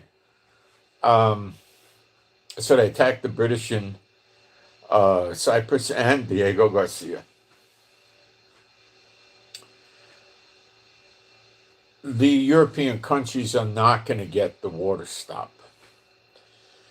So the way I would say it plays out, you're never going to get it exactly, because you're always going to have surprises in these end times. That's how I look at it. But you always got to be ready for surprises. Let's say they start attacking several European countries, and then it's going to be a NATO war. So what's NATO going to do? Well, let me tell you what I think NATO's not going to do. They're not going to assemble 42 warships and 275 aircraft and start just going out and destroying Iran. They're not. They're Europe. What are they going to do? They're going to start screaming and yelling at them diplomatically when this starts, when they take missiles with threats, and Iran's going to laugh to themselves. Oh, there's babies, they're not doing nothing, they're just threatening us. Ha ha ha ha. Let's give it to them again. Give them another round of missiles. What are they trying to do? They're trying to get Europe to go to America and tell America, we got to stop this war.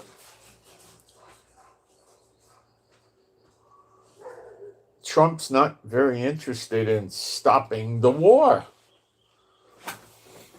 No, he's just not.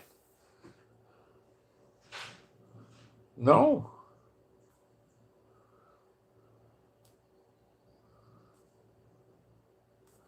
So is Trump going to listen to them? I don't see it.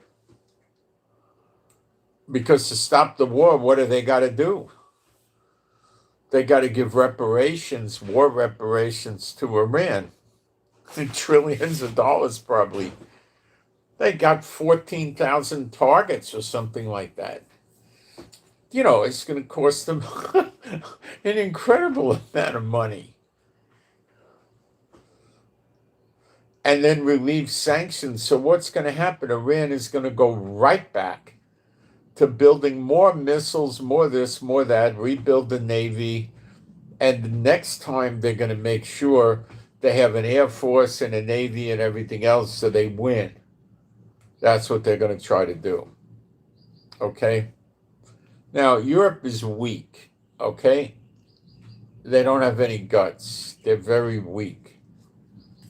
Hitler showed them, after a while they fought back. But the reason they held up against Hitler was because Hitler was another Satan-bot lunatic, and he went into Russia, stabbing Russia in the back, because he made a deal with Russia to take over Poland and give half of Poland to Russia, or a piece of Poland. And then Russia went in and invaded that Poland, and then he stabbed Russia in the back by invading them. But he should have listened to his generals, and if he wasn't fighting elsewhere, he could have handled Russia. But because he was fighting elsewhere and at the same time tried Russia, he's got loss with Russia. He didn't do good with Russia. That hurt him.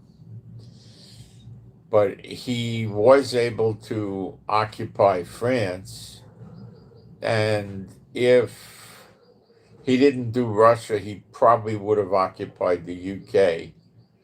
And with France and the UK out of the way, he probably would have been, running Europe.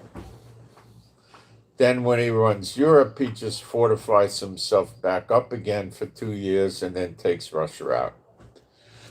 Then he'd have a kingdom of a massive quantity, and then he could have knocked off America. But he didn't do it the right way. And he was also obsessed with killing the Jews. So he got off his path.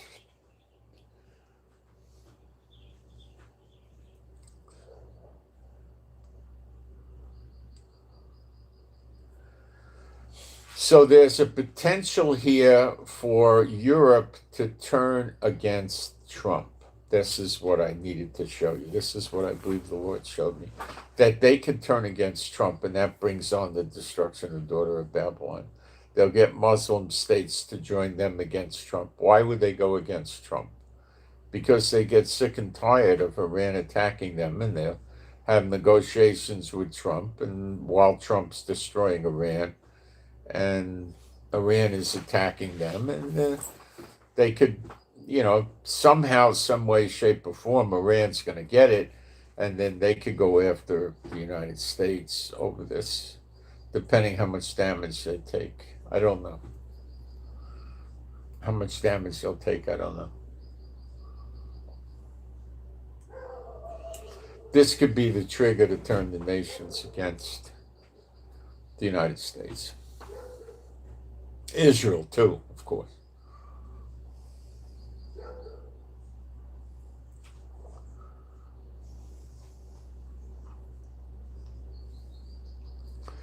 I'm not aware of how much damage Israel's going to take. I don't know.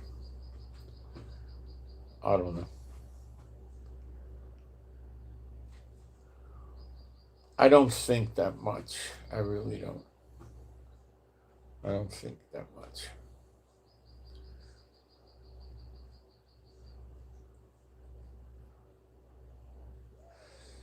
Edom's going to go too.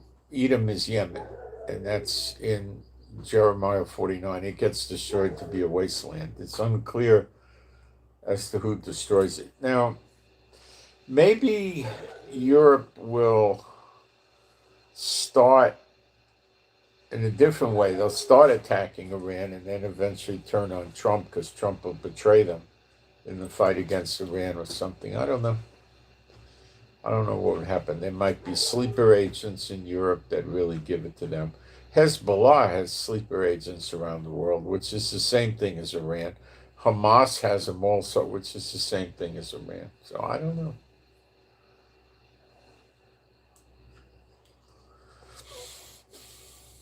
I don't know, guys. But it looks ugly. So Trump's getting ready for Israel time Tuesday. So 1:44. So in the morning, 1:44 a.m., middle of the night. So your time, it's probably around 6, 7 o'clock in the evening. The deadline expires, and I think he'll start attacking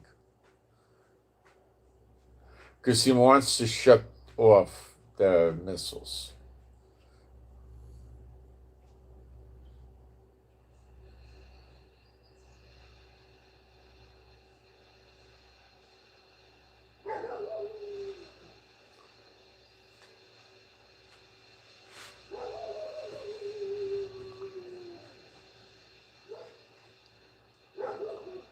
Beulah's giving a lecture to the other dogs out there.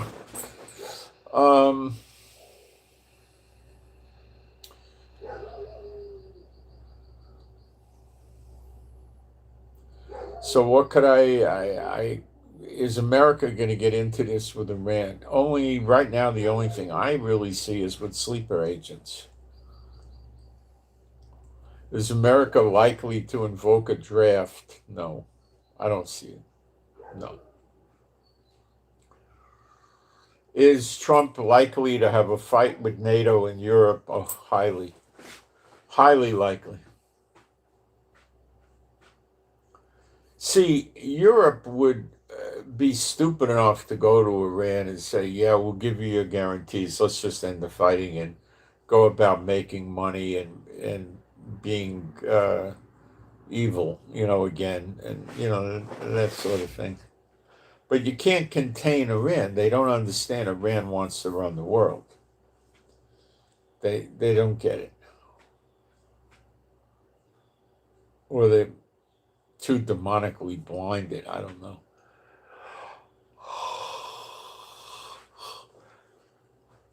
You could read Revelation 17 and you see the beast and the nations turn against daughter of Babylon, which is, the last verse says, the great city, is the whore, and that's Washington, D.C. See, America's run by a city. That city's not in any state. It's D.C., District of Columbia. Columbia is that female figure, like from Columbia Motion Pictures, a flat-chested woman, it may or may not be a woman, on a pedestal holding the light, come to me.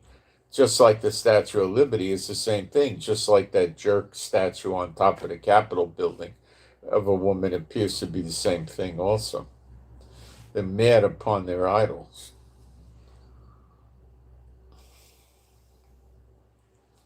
So, there you have it.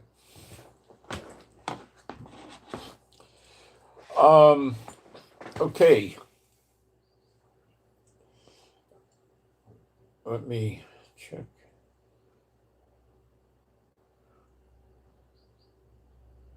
All right, I'll get a prayer out for us. Now, we did some spiritual warfare yesterday about getting the missiles and attacks on Israel to stop. Let's just wait and watch on that. It should go through.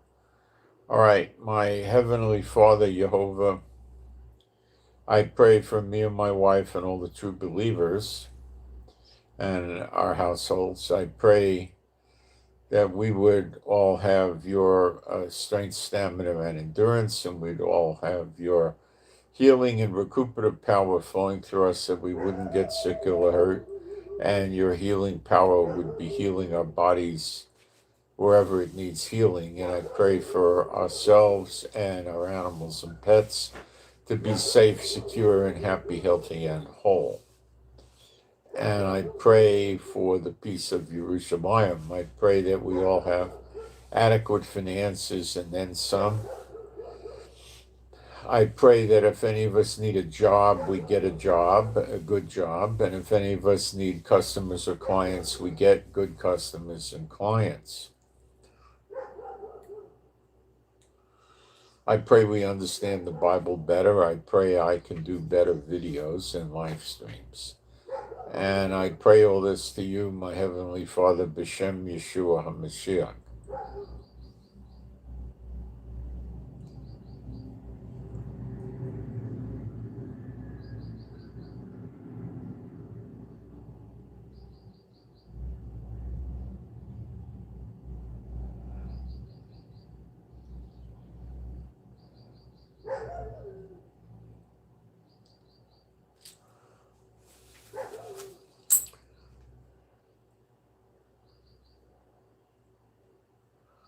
All right. B'Shem Yeshua HaMashiach. Now I'll do some spiritual warfare for us. My Heavenly Father, Jehovah, B'Shem Yeshua HaMashiach, I submit this loosing to you to fulfill. I loose any and all witchcraft and sorcery off of any of the true believers and me and my wife and our households and everything we own, possess, or control, set a hand to. All of this is lifted off us, removed, never to return again, of no value, no effect, forever. B'Shem Yeshua HaMashiach. I also cancel any works of the unclean spirits and people that serve the unclean spirits designed to hurt any of us in any way, shape, or form. It's all cast, null and void, of no value, no effect, forever. B'Shem Yeshua HaMashiach. And you can agree with these prayers and binding and loosing. And I'll keep you advised. It's wearing us out in Israel, this stuff of the war, I'm telling you. You know, you get sirens during the day, and then my wife and I start, where's the dogs? Where's the dogs? Get the dogs inside. You know, and you know, the dogs could panic if they're outside. They hear explosions overhead. You don't want them to, you know, be by themselves. If they're with us, they're very calm about it, you know. Or they start crying, and then you got to hug them and pet them, and, you know, they come out of it. But so, you know, and it's just annoying. You wonder what's going on, what's the government up to, and, you know.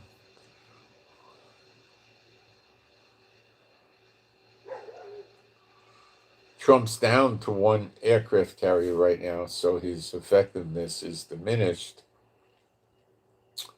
They never did bring the George Bush aircraft carrier over here, so I don't know if they ever will.